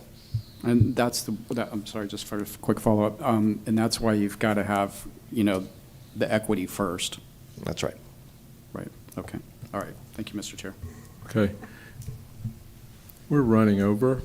I'm going to ask the board if we could before we do that, have another 10-minute break. Sure. Okay. We have a lot of cards, so.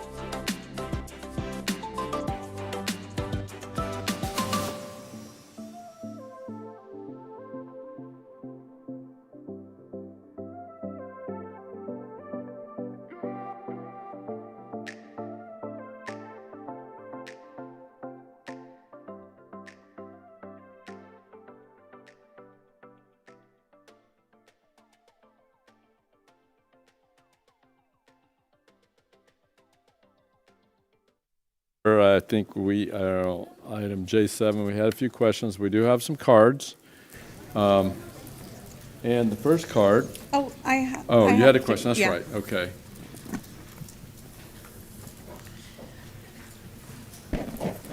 I don't know if he's back in here to come up for a question. Oh, there you are. Sorry about that. I was wondering if you could explain more to me about the ability to pay test and what that looks like.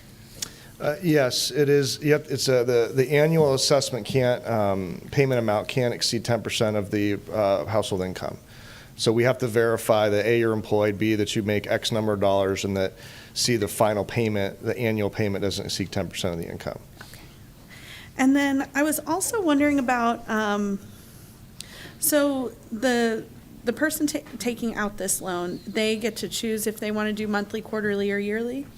So property taxes are paid when they're paid. They have Right. they have the ability, because of the nature of property taxes and when you have a mortgage, how you can impound your escrow amount, right? And then that gets paid annually. So you have the ability to impound the additional PACE obligation as part of your escrow payment that will then end up getting paid by your escrow servicer, right, for the true up that happens every year.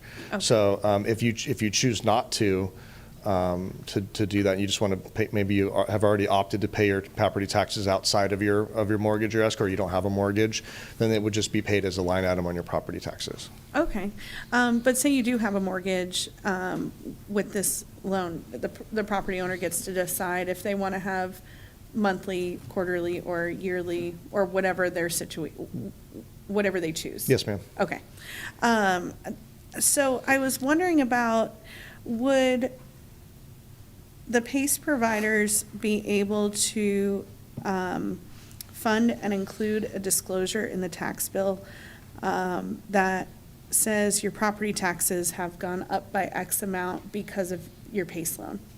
Yeah, if that's something the county thinks would be helpful. We do have, we have paper disclosures as well as our oral confirmation terms call and settlement papers. And typically, the county will almost always, and throughout the state of Florida, every county has their own disclosure that they typically like to include. We can include that language in that. If you want something separate, we can do that as well. I think we're pretty flexible. I mean, transparency is pretty important to us. We want to make sure that everybody has all the information that they need to set everybody up for success. So whatever the county feels is right, we can work with you to figure out the nuts and bolts. Okay, because I just didn't want an additional, it's already additional work for the tax collector, but I didn't want even more additional expenses on them.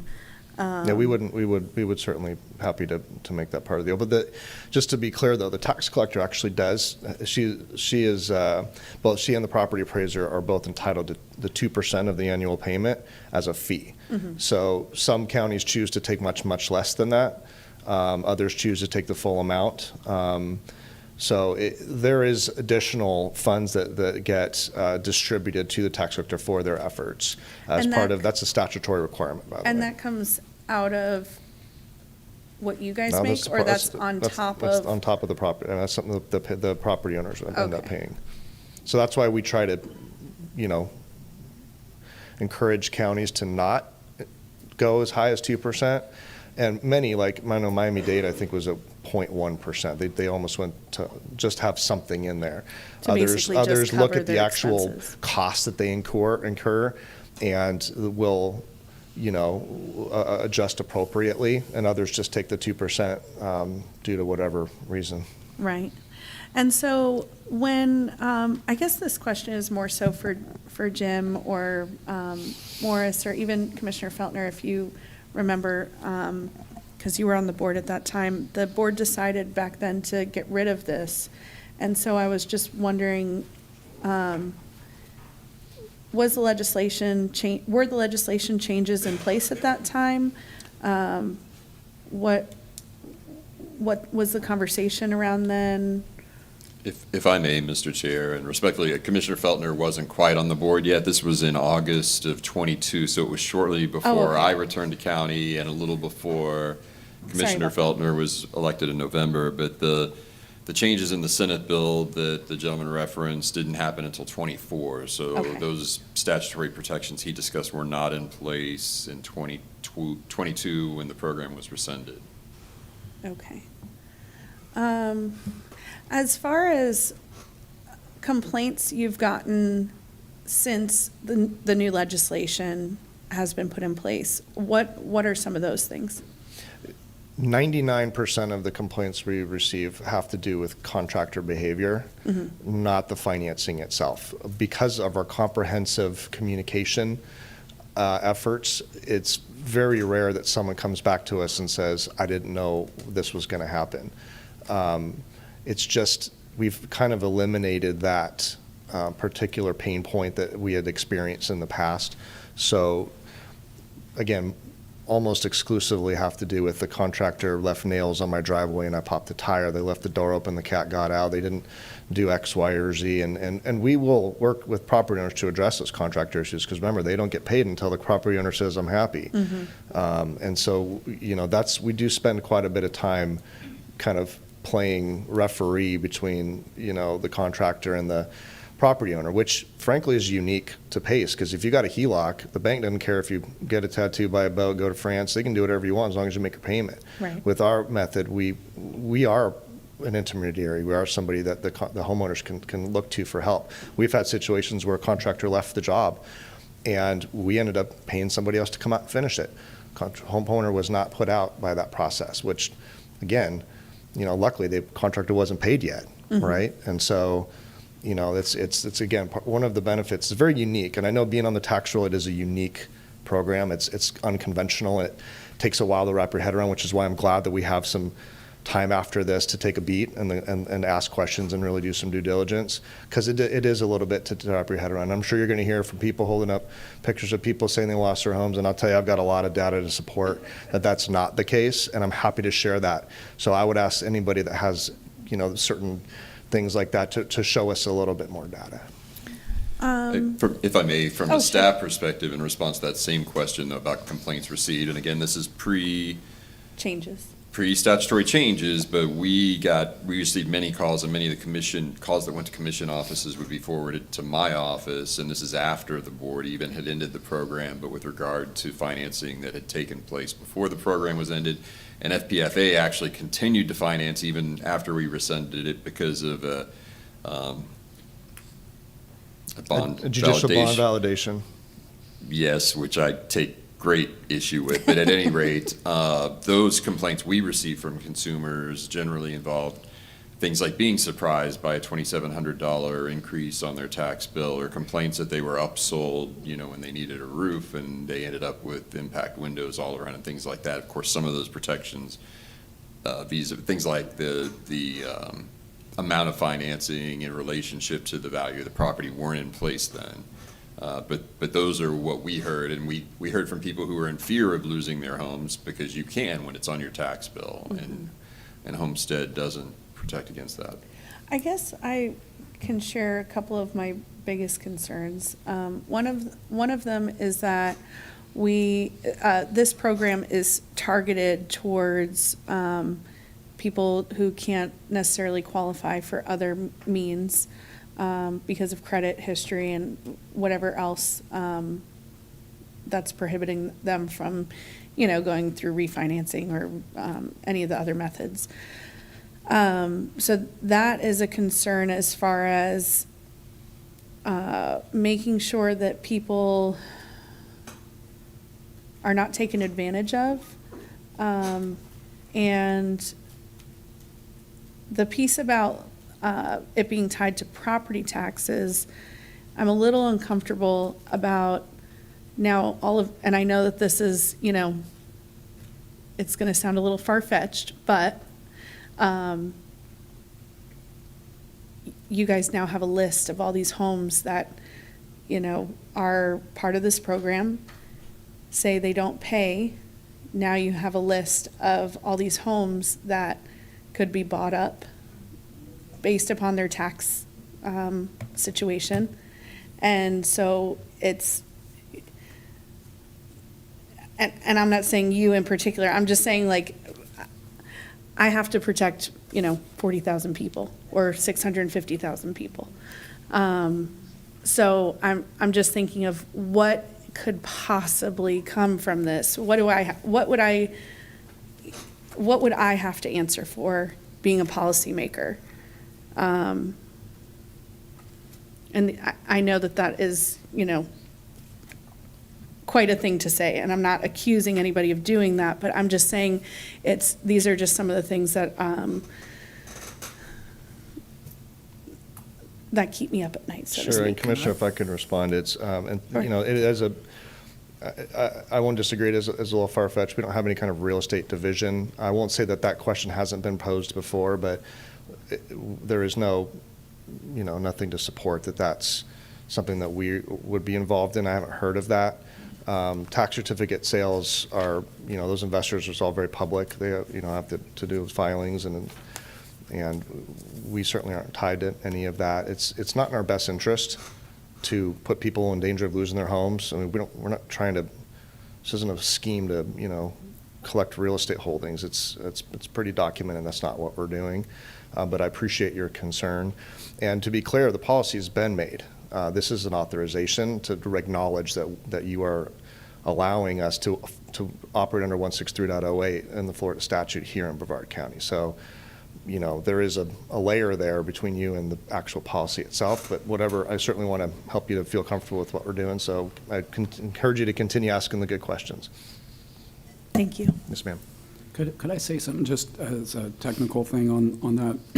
Every tax certificate sale is published in the newspaper, and then every tax deed auction before that happens, so after 3 years, right, of unpaid certificates, then the clerk will do the tax deed auction after the tax collector instructs to do that. But that's all published. Right. So if you're I'm aware of that. if you're a real estate investor or whatever, that's the source to go to. Well, and actually, I will forward you, Commissioner Delaney, I will forward you, we did a study using only publicly available data, tax certificate sale data, Department of Revenue data, tax collector data, right? We use zero internal data. And what we did is we looked at, since 2016, we looked at all the properties, and we started with Palm Beach County and Miami-Dade. That's where the bulk of our assessments are, thousands and thousands and thousands of 100,000 plus assessments.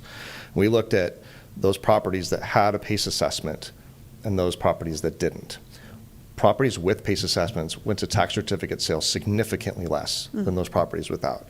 And I think the reason for that, and maybe this is conjecture, that's fine, but these are people trying to improve their homes. They want to stay in their home, right? And so they weren't, the data is objectively clear, and I'm happy to send it around. I'm happy to post it online. I'll do whatever I can. I've distributed it widely. So there is documented facts. And oh, by the way, zero tax deed sales of PACE properties with a PACE assessment, zero. So I'm not saying that people haven't been forced to leave, but financial situations can change for a multitude of reasons. It's very easy to blame PACE, and I'm not going to go down that rabbit hole, but I will say that according to the publicly available data, that is the gospel. Chairman, may I? I have one more question about the ability to pay test. So that is based on the end result, the end number. So like, say they originally say they want to get a new roof, and this kind of going off of Commissioner Feltner's comments before, and then the contractor comes and he upsells them impact windows, the whole shebang. It's the end number that they go through the ability to pay test. So there's really kind of two layers to it. One is that you're going to have an approval amount that's based on the equity in your property and then the project amount, and then you've got from there you'll come up with an annual payment and based on the term and whatnot, and that annual payment is what you would then need to qualify for from an ability to pay perspective. So it's there's almost like a property qualification based on the improvements, and then there's the actual ability to repay after that. So it is a couple layers, because so if you like, oh, it's a $57,000 deal, and we come back, we're not going to tell you, and certainly not going to tell your contractor what you're approved for. We're either going to say yay or nay, right? And then from there, you need to be able to demonstrate that you can afford that payment. Okay, thank you. Could I ask a dumb follow-up question? Yes. Just real quick, sir. On the, to qualify for a PACE loan, that has to be my homesteaded property? Or typically, I don't, if I had a rental or something, I'm not seeking PACE funding to put hurricane protection on it? You can use this for rental property as long as you're on title. Or if it's an LLC or a trust, then it would be the members of the trust would need to be, involved in the process. We need all that documentation. Is that a typical thing? 100%. Because if you had 10 rental properties and you wanted to make improvements to all of them, your DTI from your bank's perspective is going to be really hard to work with. This allows the property to really be the subject of the financing, and then of course your rental history and all that stuff is going to play into the ability to repay. I suppose the landlord, since it's a business, that's part of their whole calculus, right? And they're going to get a better, probably, maybe even a better rate from PACE than they would in the market because it's not their primary resident. I can't remember what that's called, first rider or whatever. Yeah, it's just investment property. Yeah, typically you pay a different rate for that. Thank you, sir. Yes, sir. You mentioned you tested PACE, you did your own financing for windows, and after the insurance savings, you were only paying $85 a month. Did you factor in energy savings? I did not. So you were saving even more than that. It's hard to quantify because usage tends to go up when your energy efficiency goes up, and so it's kind of an interesting dynamic. So I tried to stay away from that conversation, but I'll tell you, we were a lot more comfortable and a lot healthier and a lot safer. So. Yeah, but if you were to have lived at the same level, I think in my house it wouldn't have made a difference as an individual. Yeah. The other question I have is, did you factor in the useful life of the existing windows and amortize that, capitalize that, to see how much savings you were making there? Probably not. I mean, this is well above my pay grade, sir. Well, you were very conservative. You were probably saving a lot more money than you realized. I hope so. Yeah. That's a lot of math for my brain. Are you aware, and I'm sure they're out there, there are PACE financial programs where consumers actually are saving money by getting better windows, better insulation. I mean, everybody's different. I would have to imagine that statistically there are those people out there, but, I think it's, I don't want to lean too heavily on that, just simply because everybody's usage is different. Everybody's goals are different. Saving money or saving energy may not be your primary focus. Maybe reducing your insurance costs or staying in your home.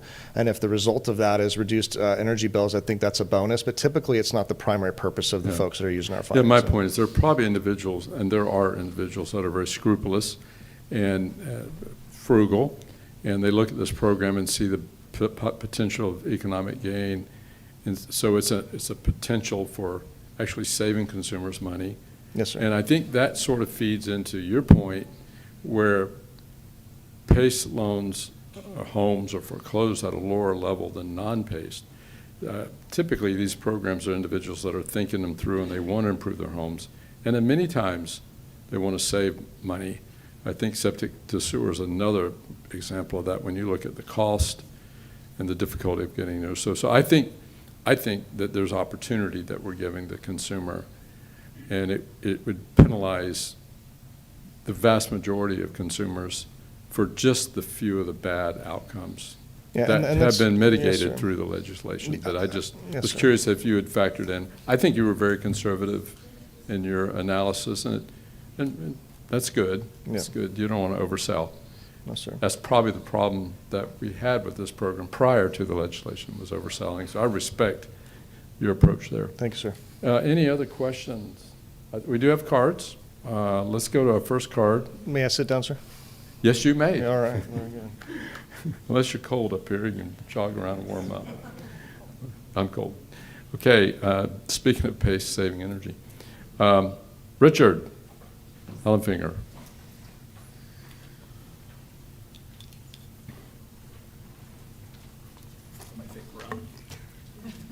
Rick Heffelfinger, District 1. I only had a couple questions. We know that in 22 that a commissioner put put together some information and said this was predatory lending. Maybe the answer is that the program's been improved. I don't know. It's always buyer beware. But I guess one of my questions is, this was on the agenda, says in control was who and was miscellaneous, I think. I just want to know, I realize these guys are asking permission of you to provide a product so that you will accept the fact that they're going to put this on the tax bill. So you guys are doing billing for them, or at least the tax assessor is, right? And I don't think this had a cost. Has the tax assessor been contacted and said, hey, because it turns out I think there's a fee for the tax, 2%? I heard a 2% number?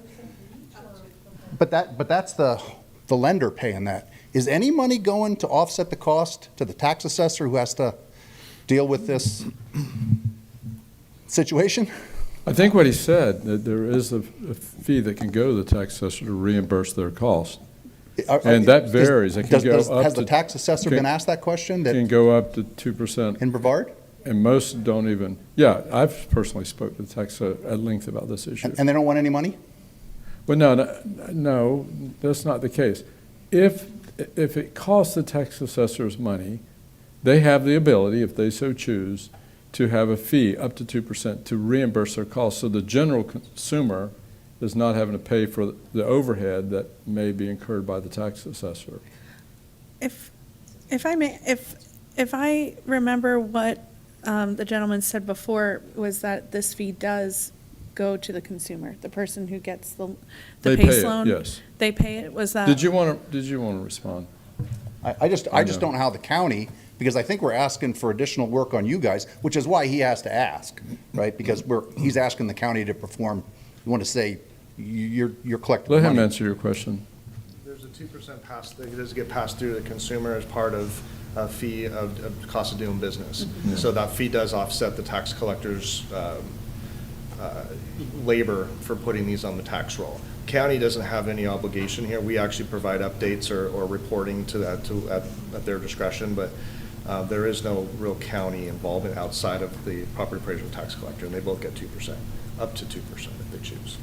So the tax collector does get additional resources to handle your work? Correct. Absolutely. But that's 2% that the lender paid and. That gets passed. Okay, so this is a revenue source somewhat. Yes, sir. To the tax assessor's office? Correct. Oh, okay. Well, that was my biggest question.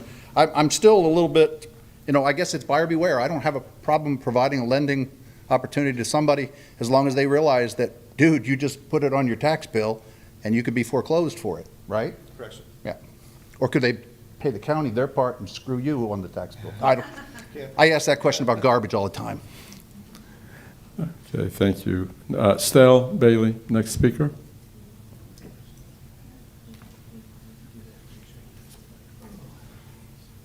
Step Bailey, District 1. People in Brevard are barely hanging on right now. The insurance is exploding. Roofs are failing. We have flooding. We even have victims of flooding here in the room. And I do have some concerns about PACE because of their history. If you research PACE's history and the predatory practices and a lot of the articles that you bring up, it's very, very concerning. It seems to be debts disguised as relief. It puts a lien on your house. It gets paid through your property taxes, and if you fall behind, you don't just get a late fee.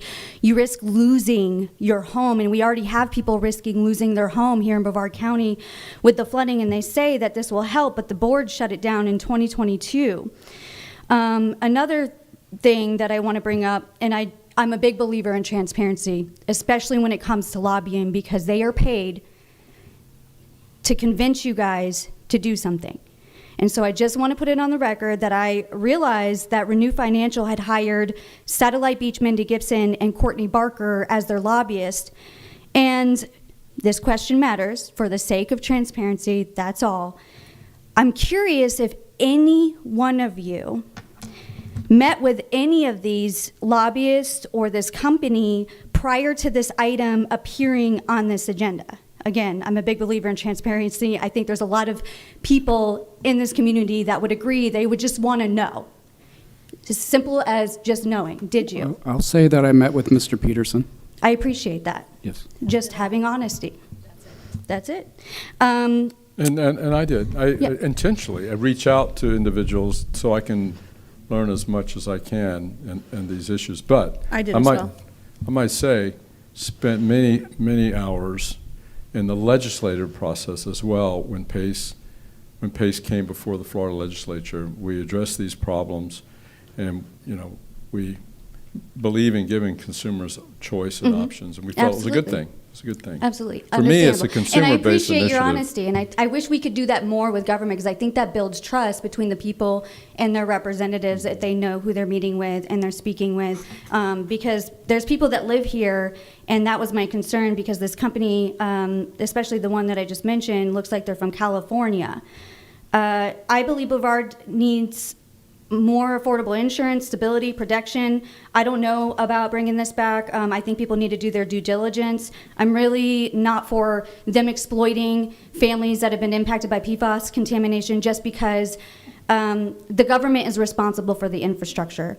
And to expect people to get a loan that could go against their house for contaminated water is crazy to me. Same thing with septic to sewer. I think that we could be addressing that in different ways than PACE loans, but thank you. Sandra Sullivan.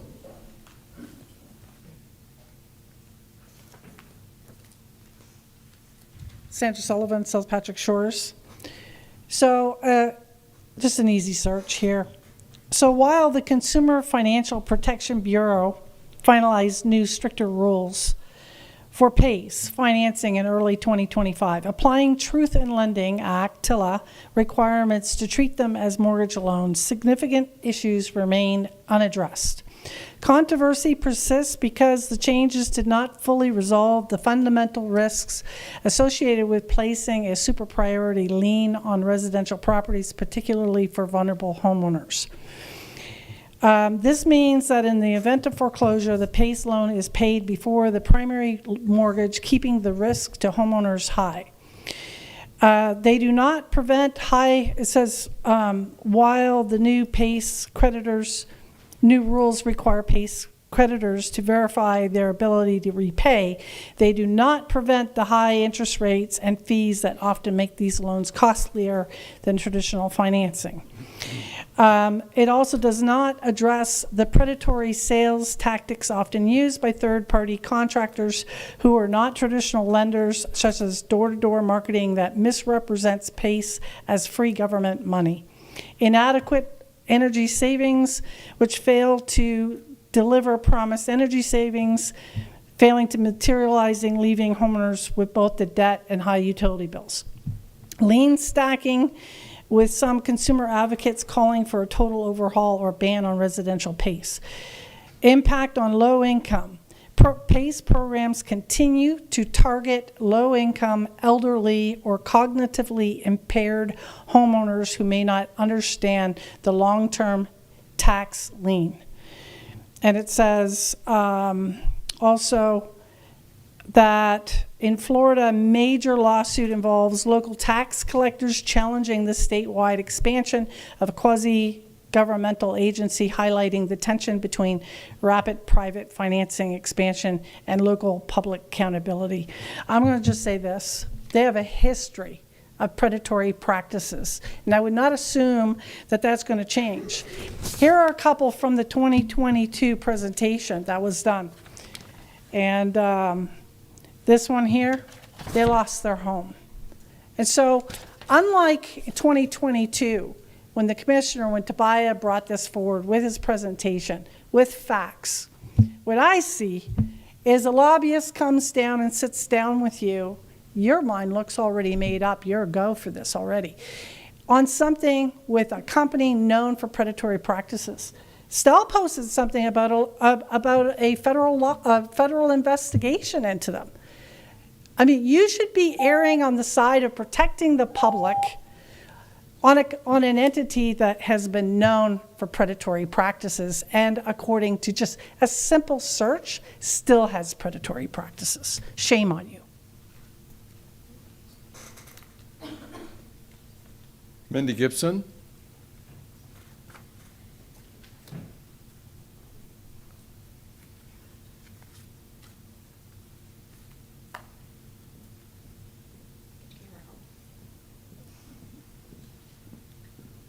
told her to get her camera out. Hi, Mindy Gibson, Satellite Beach, 110 Sherwood Avenue, former councilwoman. Yes, I was hired by this organization to help them navigate their way through the city and through the county, within Brevard County. And I wanted to speak to you a little bit about this program. Our city manager, Courtney Barker, we have had the PACE program in Satellite Beach for about 5 years. Indian Harbor Beach also has a PACE program, as well as Cape Canaveral.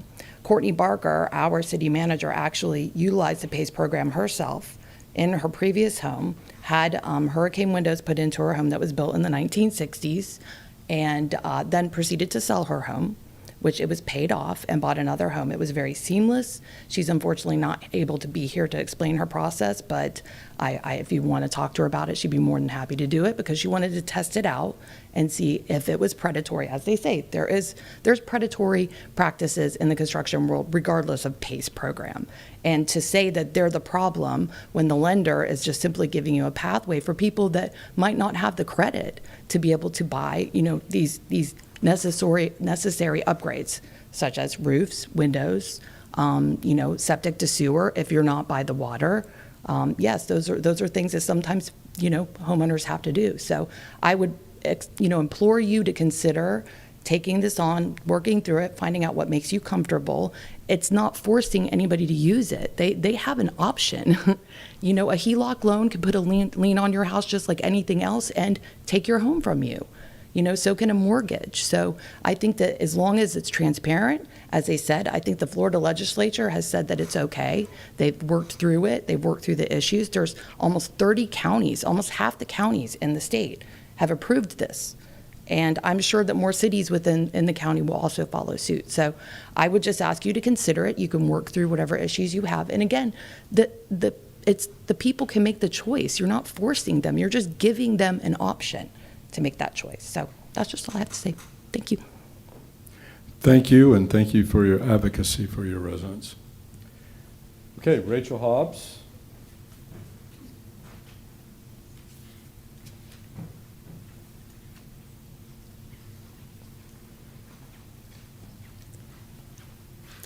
Good evening, excuse me. Good evening, Commission staff.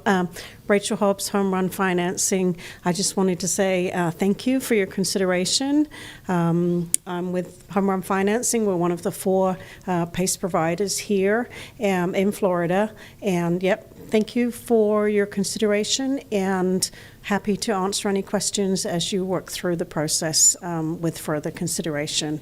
I'm happy to provide any details as your questions arise. Thank you. Thank you. Mark Scheffel.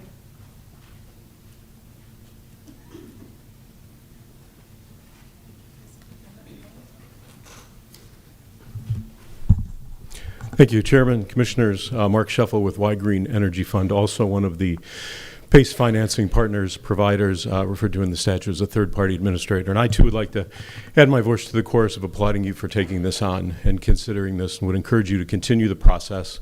It does not end here tonight. I believe your continuation tonight instructs us to work with staff and prepare documentation for your further consideration where such things, Commissioner Delaney, where a bolstered disclosure could be considered.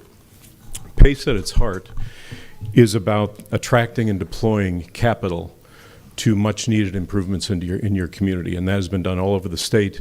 This was not done by trickery or accident. This was a policy decision by the legislature in Tallahassee in 2010 to encourage investment in a very limited number of projects.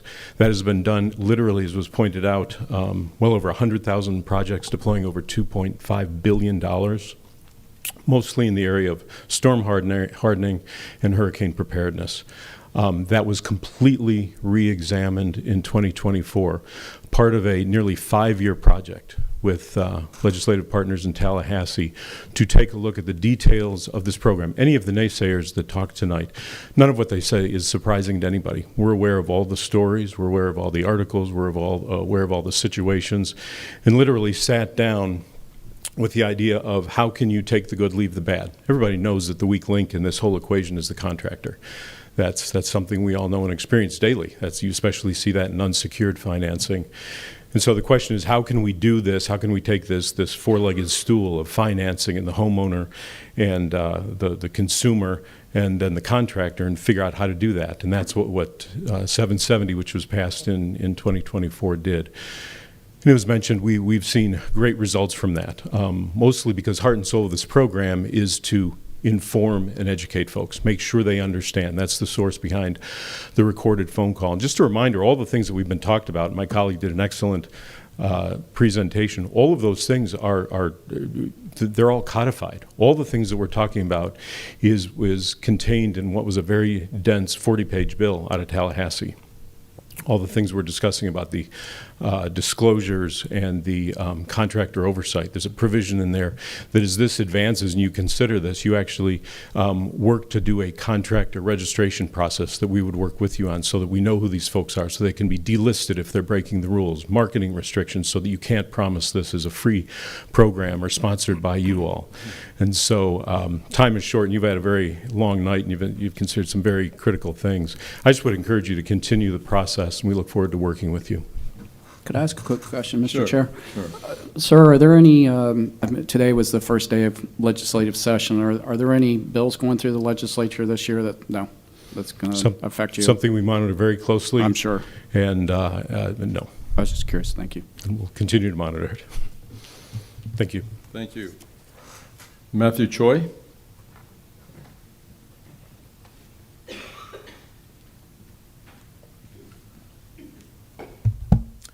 Good evening, Chair, Commissioners. My name is Matthew Choi. I work for Renew Financial, and I'm one of the 4 companies here in Florida that's able to provide pay statutes. I will agree with everything my colleagues earlier said. There was just a couple things that I wanted to highlight quickly and not take up too much of the Commission's time.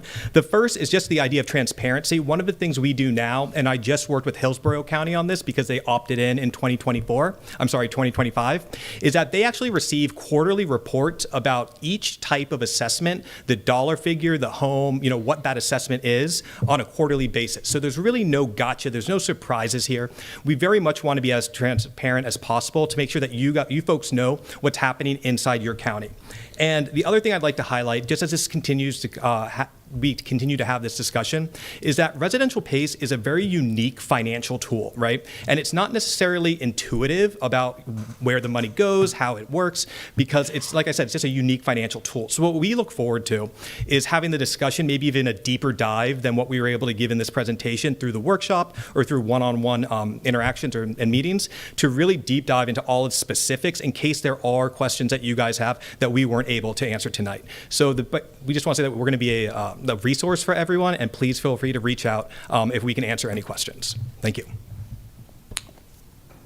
Okay, thank you. That is the last of our cards. Any discussion? I have some. I do have a motion. Well, I have a motion. I can pass the gavel and do that if that needs to be. I have some discussion, if you don't mind. Sure.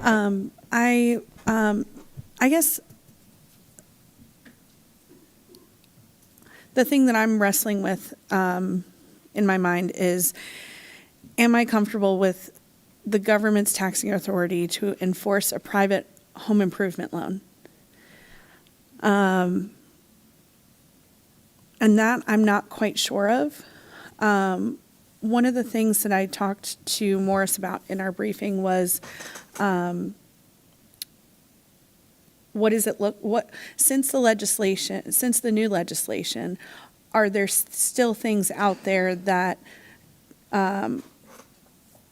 this could possibly not go well for the homeowner? And unfortunately, it was yesterday, so it doesn't give them a whole lot of time to, research that. So I'm proposing possibly tabling this item to give Morris a chance to give us that information, to that way, if we do decide to go forward with this, then maybe we can put some things into the language that could add to consumer protections. If I can ask just for clarification, I think we're talking about maybe some additional consumer protections at a local level. I'm aware of some other counties. I think Hillsborough County was mentioned by Mr. Choi. I know I'm in a group with some other county attorneys that have discussed this sort of thing, so I can put together some options for the board, if the board would like to see those in addition to the additional protections that were put into statute in 24, if that's something the board's interested in. Thank you. Any other discussions? I'm going to pass the gravel. I make a motion. I'd like to make a motion that we direct staff to prepare documentation for us to consider a PACE program here in Brevard, including the items that Commissioner Delaney mentioned, some of the additional consumer protections that we could consider to strengthen the protections that was discussed. I have a motion. Do I have a second? I have a question. So what we're doing right now is not approving this, it's approving us to go the next step to see language. Correct. Okay, I can second that. We have a motion by Commissioner Altman and second by Commissioner Delaney. All those in favor say aye. Aye. Motion passes unanimously. Okay, thank you. Okay, appreciate that. Thank you. Okay, we have one more item. No, we got two more. That's true. Add-on. Letter to Legislative Delegation relating to Senate Bill 180 and potential legislative changes. I don't know who put. That's me. That's you. Okay, good. Good. Thank you. So I know that we've all talked repeatedly about SB 180, and it has come to my attention that many of our legislators, our delegation, in fact, didn't quite understand what they were passing and how it was going to affect our county individually. I've sat down, like I said before, using my relationships to get a feel for how they feel about this fix, which is SB 840, which goes some way towards rectifying some of the problems that we have. And if we will all bear with Billy, and if he doesn't mind, could you just give a short synopsis of the letter that we've put together and how that's going to help educate some of our legislators so that when they are talking to their colleagues in Tallahassee, they have facts. Specifically, one of our legislators thought that we had not turned in necessary information on time. Thank you, Commissioner. Yeah, I think the letter does a good job of summarizing how we got to where we are today, the history with the county going through the EAR process, as well as the implementation of the area of critical state concern, properly meeting all timelines, and then SB 180 passing, and then having Section 28 in particular of SB 180 having retroactive effect, leading the county into its current condition of noncompliance as it relates to its comprehensive plan. And then additionally, it talks about how SB 840 fixes some of the problems that SB 180 caused, not all of them, but most importantly, at least from my perspective as from planning, it sunsets Section 28 early in June of 2026, which would effectively restore home rule authority over development regulations moving forward, absent a future storm. And then in the event of a future storm, it also makes some improvements to Section 18 of SB 180 that applies to in the future. So ultimately, I think like you said, SB 840 does a lot of good for the county. It's not perfect, but it is nothing but good things. Right. May I? Sure. So the other thing that's important is right now our unique area of state critical concern is at risk because SB 180, well, puts it at risk, we'll just say that. 840 helps with that. And again, sitting down with some of the legislators, as I did, they were all very positive about receiving this letter to help them, like I said, talk to their colleagues in Tallahassee. So, and I've also asked for my signature to go on it just because I am so passionate about the fact, not just because it's an area of state critical concern, but because it affects all of Brevard County and how the county is functioning. So, oh, also, it didn't get a companion bill, but today it went through the state or the Senate Community Affairs, and it passed 8-0. It has 2 more committees to go through, but that's promising that it passed 8-0. And obviously, our legislators know more about what that might mean for it in the future. Now I'm quiet. I have a question. I'm not a legislator. I wasn't. Go ahead. Sorry. More experience. Morris, didn't you say, am I remembering this right, that there is now a House bill that's a companion? When I talked to you, that was the case, but there's a House bill. They're not identical, but there was a House bill filed at the end of the day, Friday. HB 1465, I think. 1465 is it, yeah. Okay.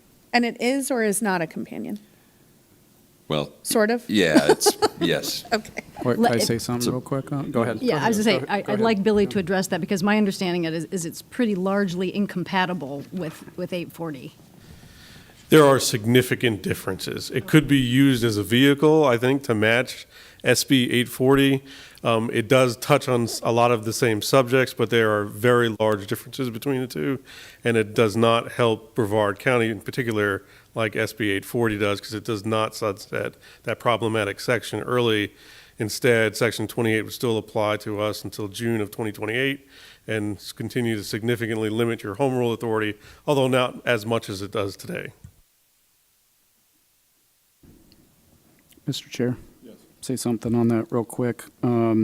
Those 2 bills are not identical to your point, and that was filed by a member. I think it would be realistic that this all could get wrapped up in a committee bill, as you well know, in the House. So, if you're watching this and what's going to happen, I would suggest, at least on the House side, you're gonna see it later. So, to that point, Billy, we like the House version better, current, or we like the 840 Senate bill better? From the staff perspective, it's the Senate version. Right. Absolutely, the Senate from county attorney perspective.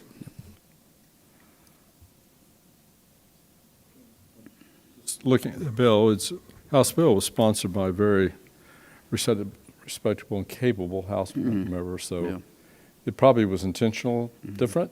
It's going to become probably. Came late, though. What? Came late. Came late, but that's probably was by design, too. Very little happens by mistake there. Yeah. And it probably will become one of those issues that will be negotiated in session, to be held hostage for other priorities and issues. But Andrade is a very good legislator. And so I feel better when I see who sponsored it. It's going to be that typical making the sausage process, and probably will be part of a bigger package of many, many other issues that are going to be fought over. But I think it's positive that we have a companion. We have a card. One card. Oh, one card. Sandra Sullivan.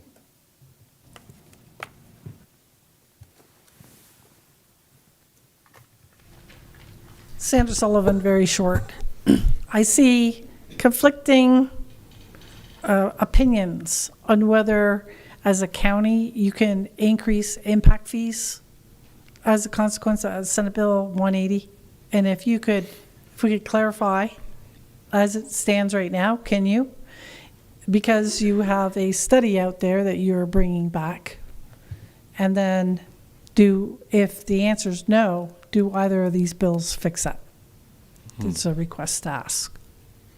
Okay, well, that's a good question, and I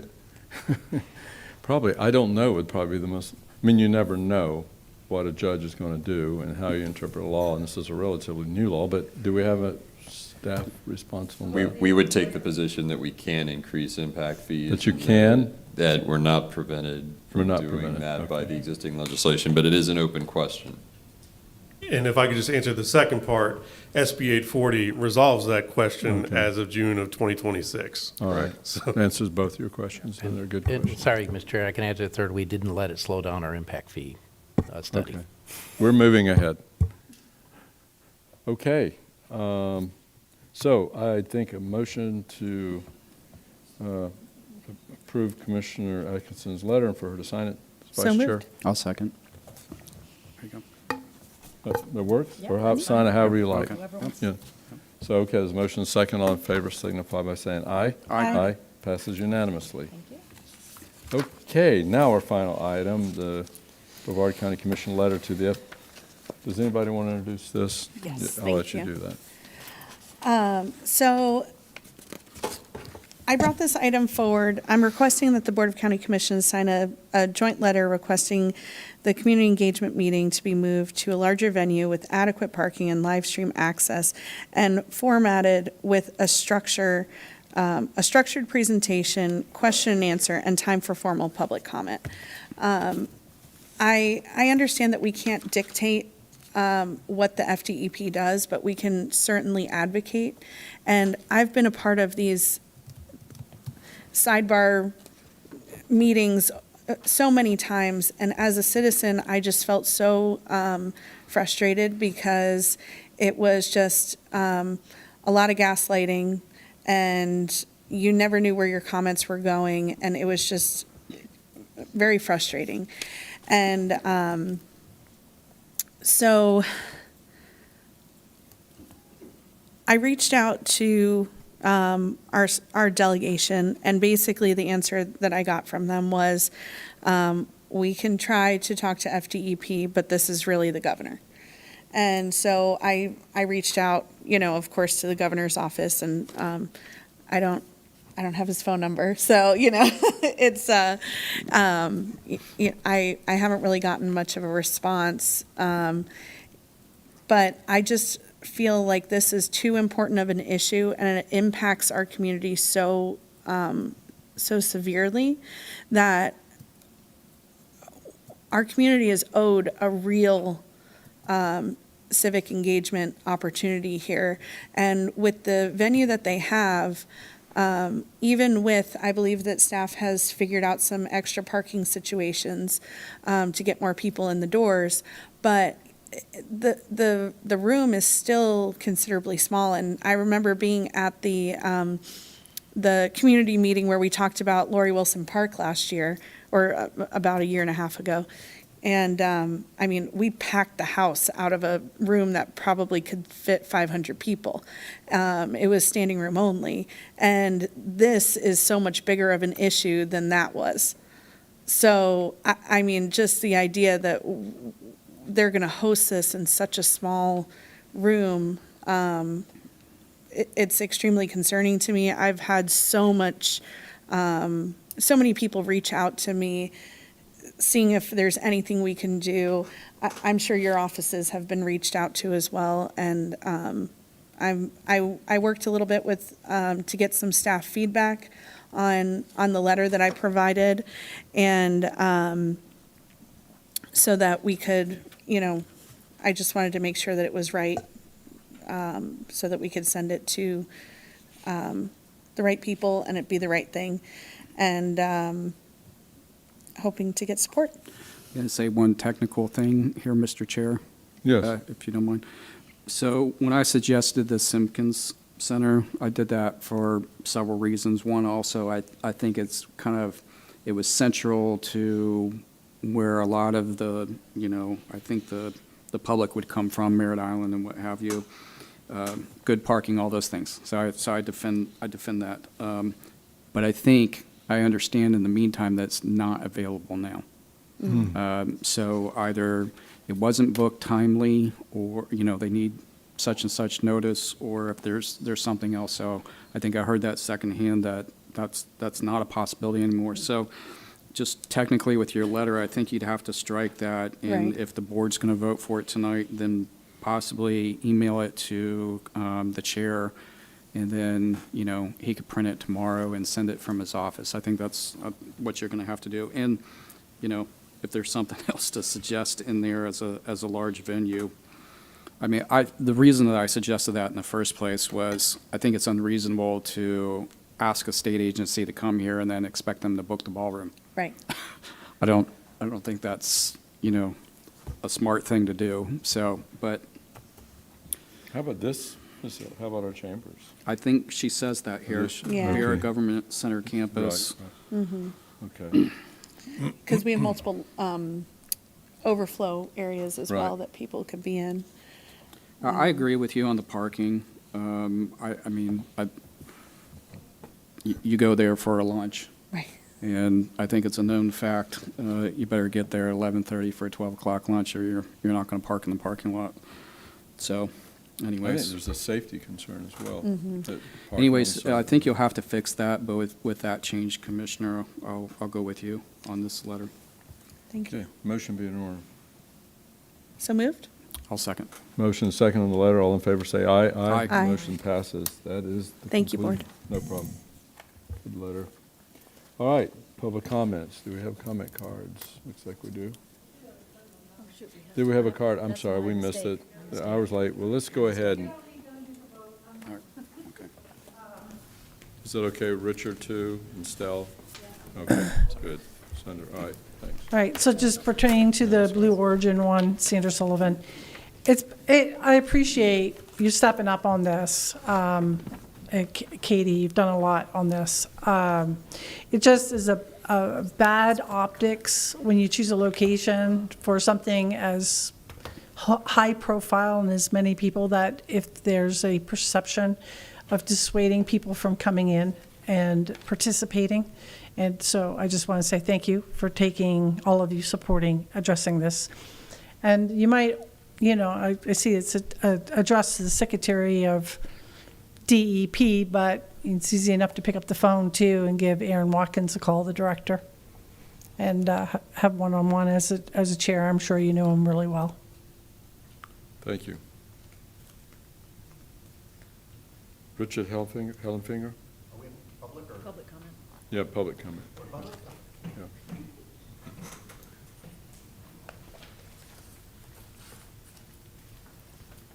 Rick Heffelfinger, District 1. I just wanted to use this opportunity, and in the past I've done this, to make comments generally about the meeting.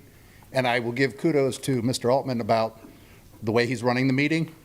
You engage people. And again, that idea of me about wanting to have foreknowledge of things so I can get stuff to you so that you have staff here.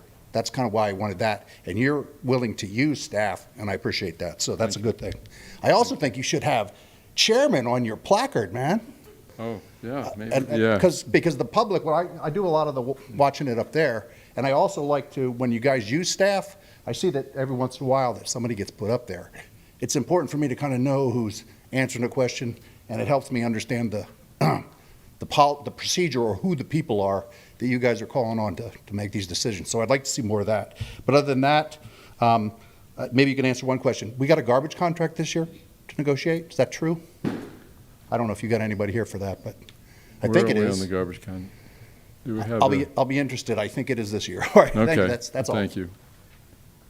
Do we know that when guess we'll, Yeah, Tom, if I'm telling it wrong, jump up and yell at me. If we could have a garbage contract this year, if Waste Management's not interested in extending, and if we could agree to terms on the extension. okay. Thank you. Thank you for that. Nancy Albritton?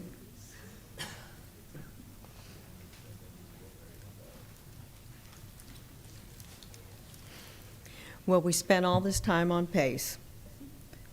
Okay, I learned a lot. But all I want to do is save our houses in North Brevard. We lost 30 homes. I was here last month. I told you all about it. The ditches haven't been cleaned.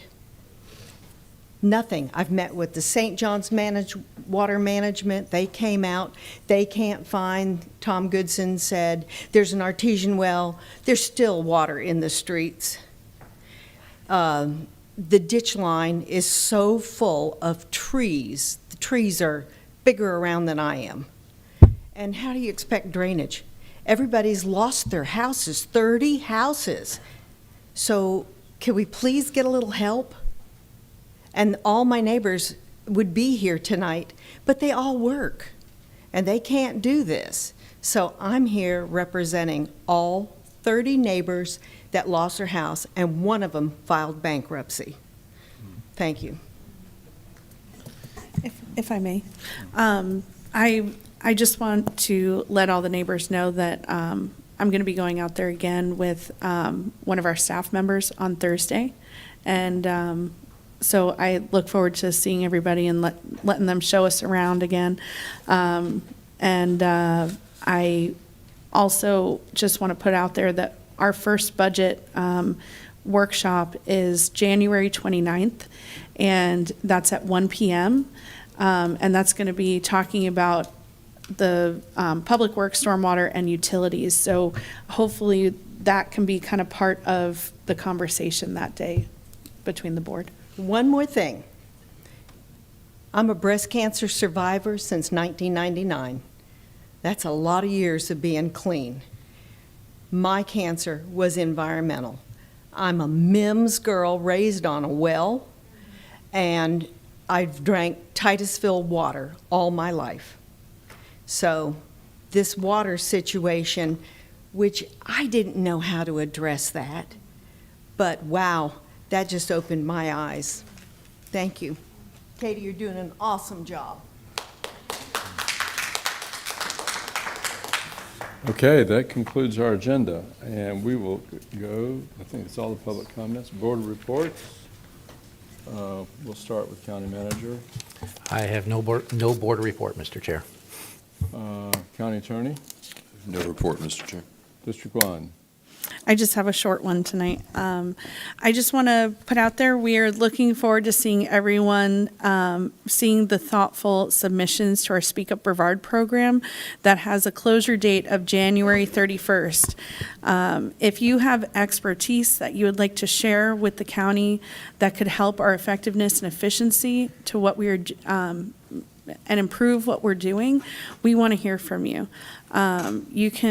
You can even make a submission as a group or with a nonprofit. You could, all you have to do is go onto the Brevard County website, or you can type into Google Speak Up Brevard, and it'll pop right up. And as of 1 p.m. today, there have been 23 submissions so far.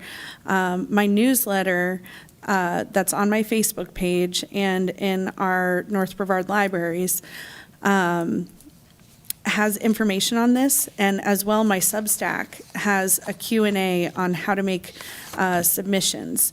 All you have to do is Google Katie Delaney Substack and you'll find it, and it's one of my articles that is in my Citizen Toolbox series.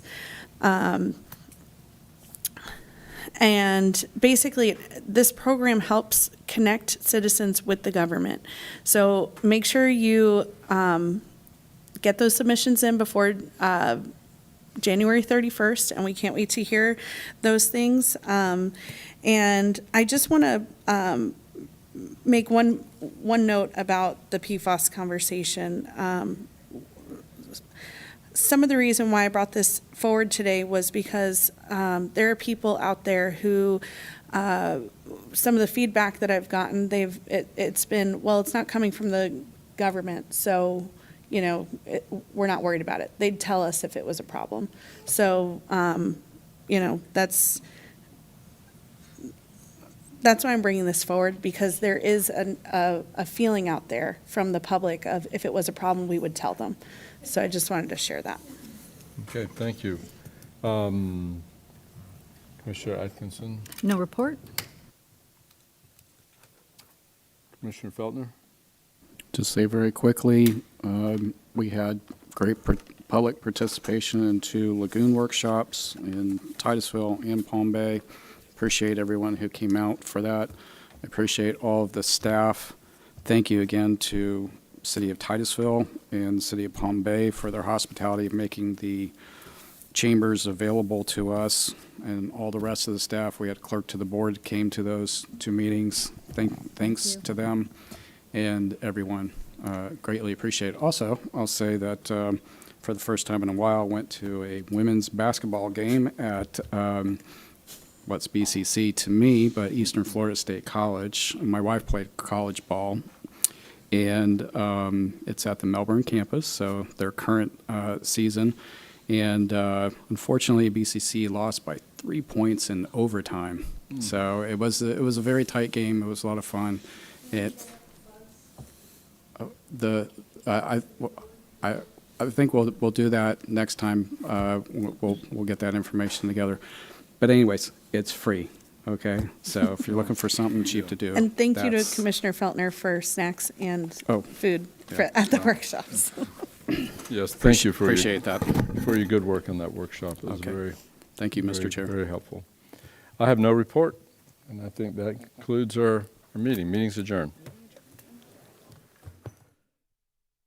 The opinions expressed by any member of the public during any period of public comment do not necessarily reflect the views or opinions of the Board of County Commissioners of Brevard County, Florida, Space Coast Government Television, or the program sponsor, and are solely those of the presenter. The Board of County Commissioners of Brevard County, Florida, Space Coast Government Television, and the program sponsor hereby expressly disclaim any and all responsibility or liability for any defamatory or slanderous statements expressed by any member of the public during any such period.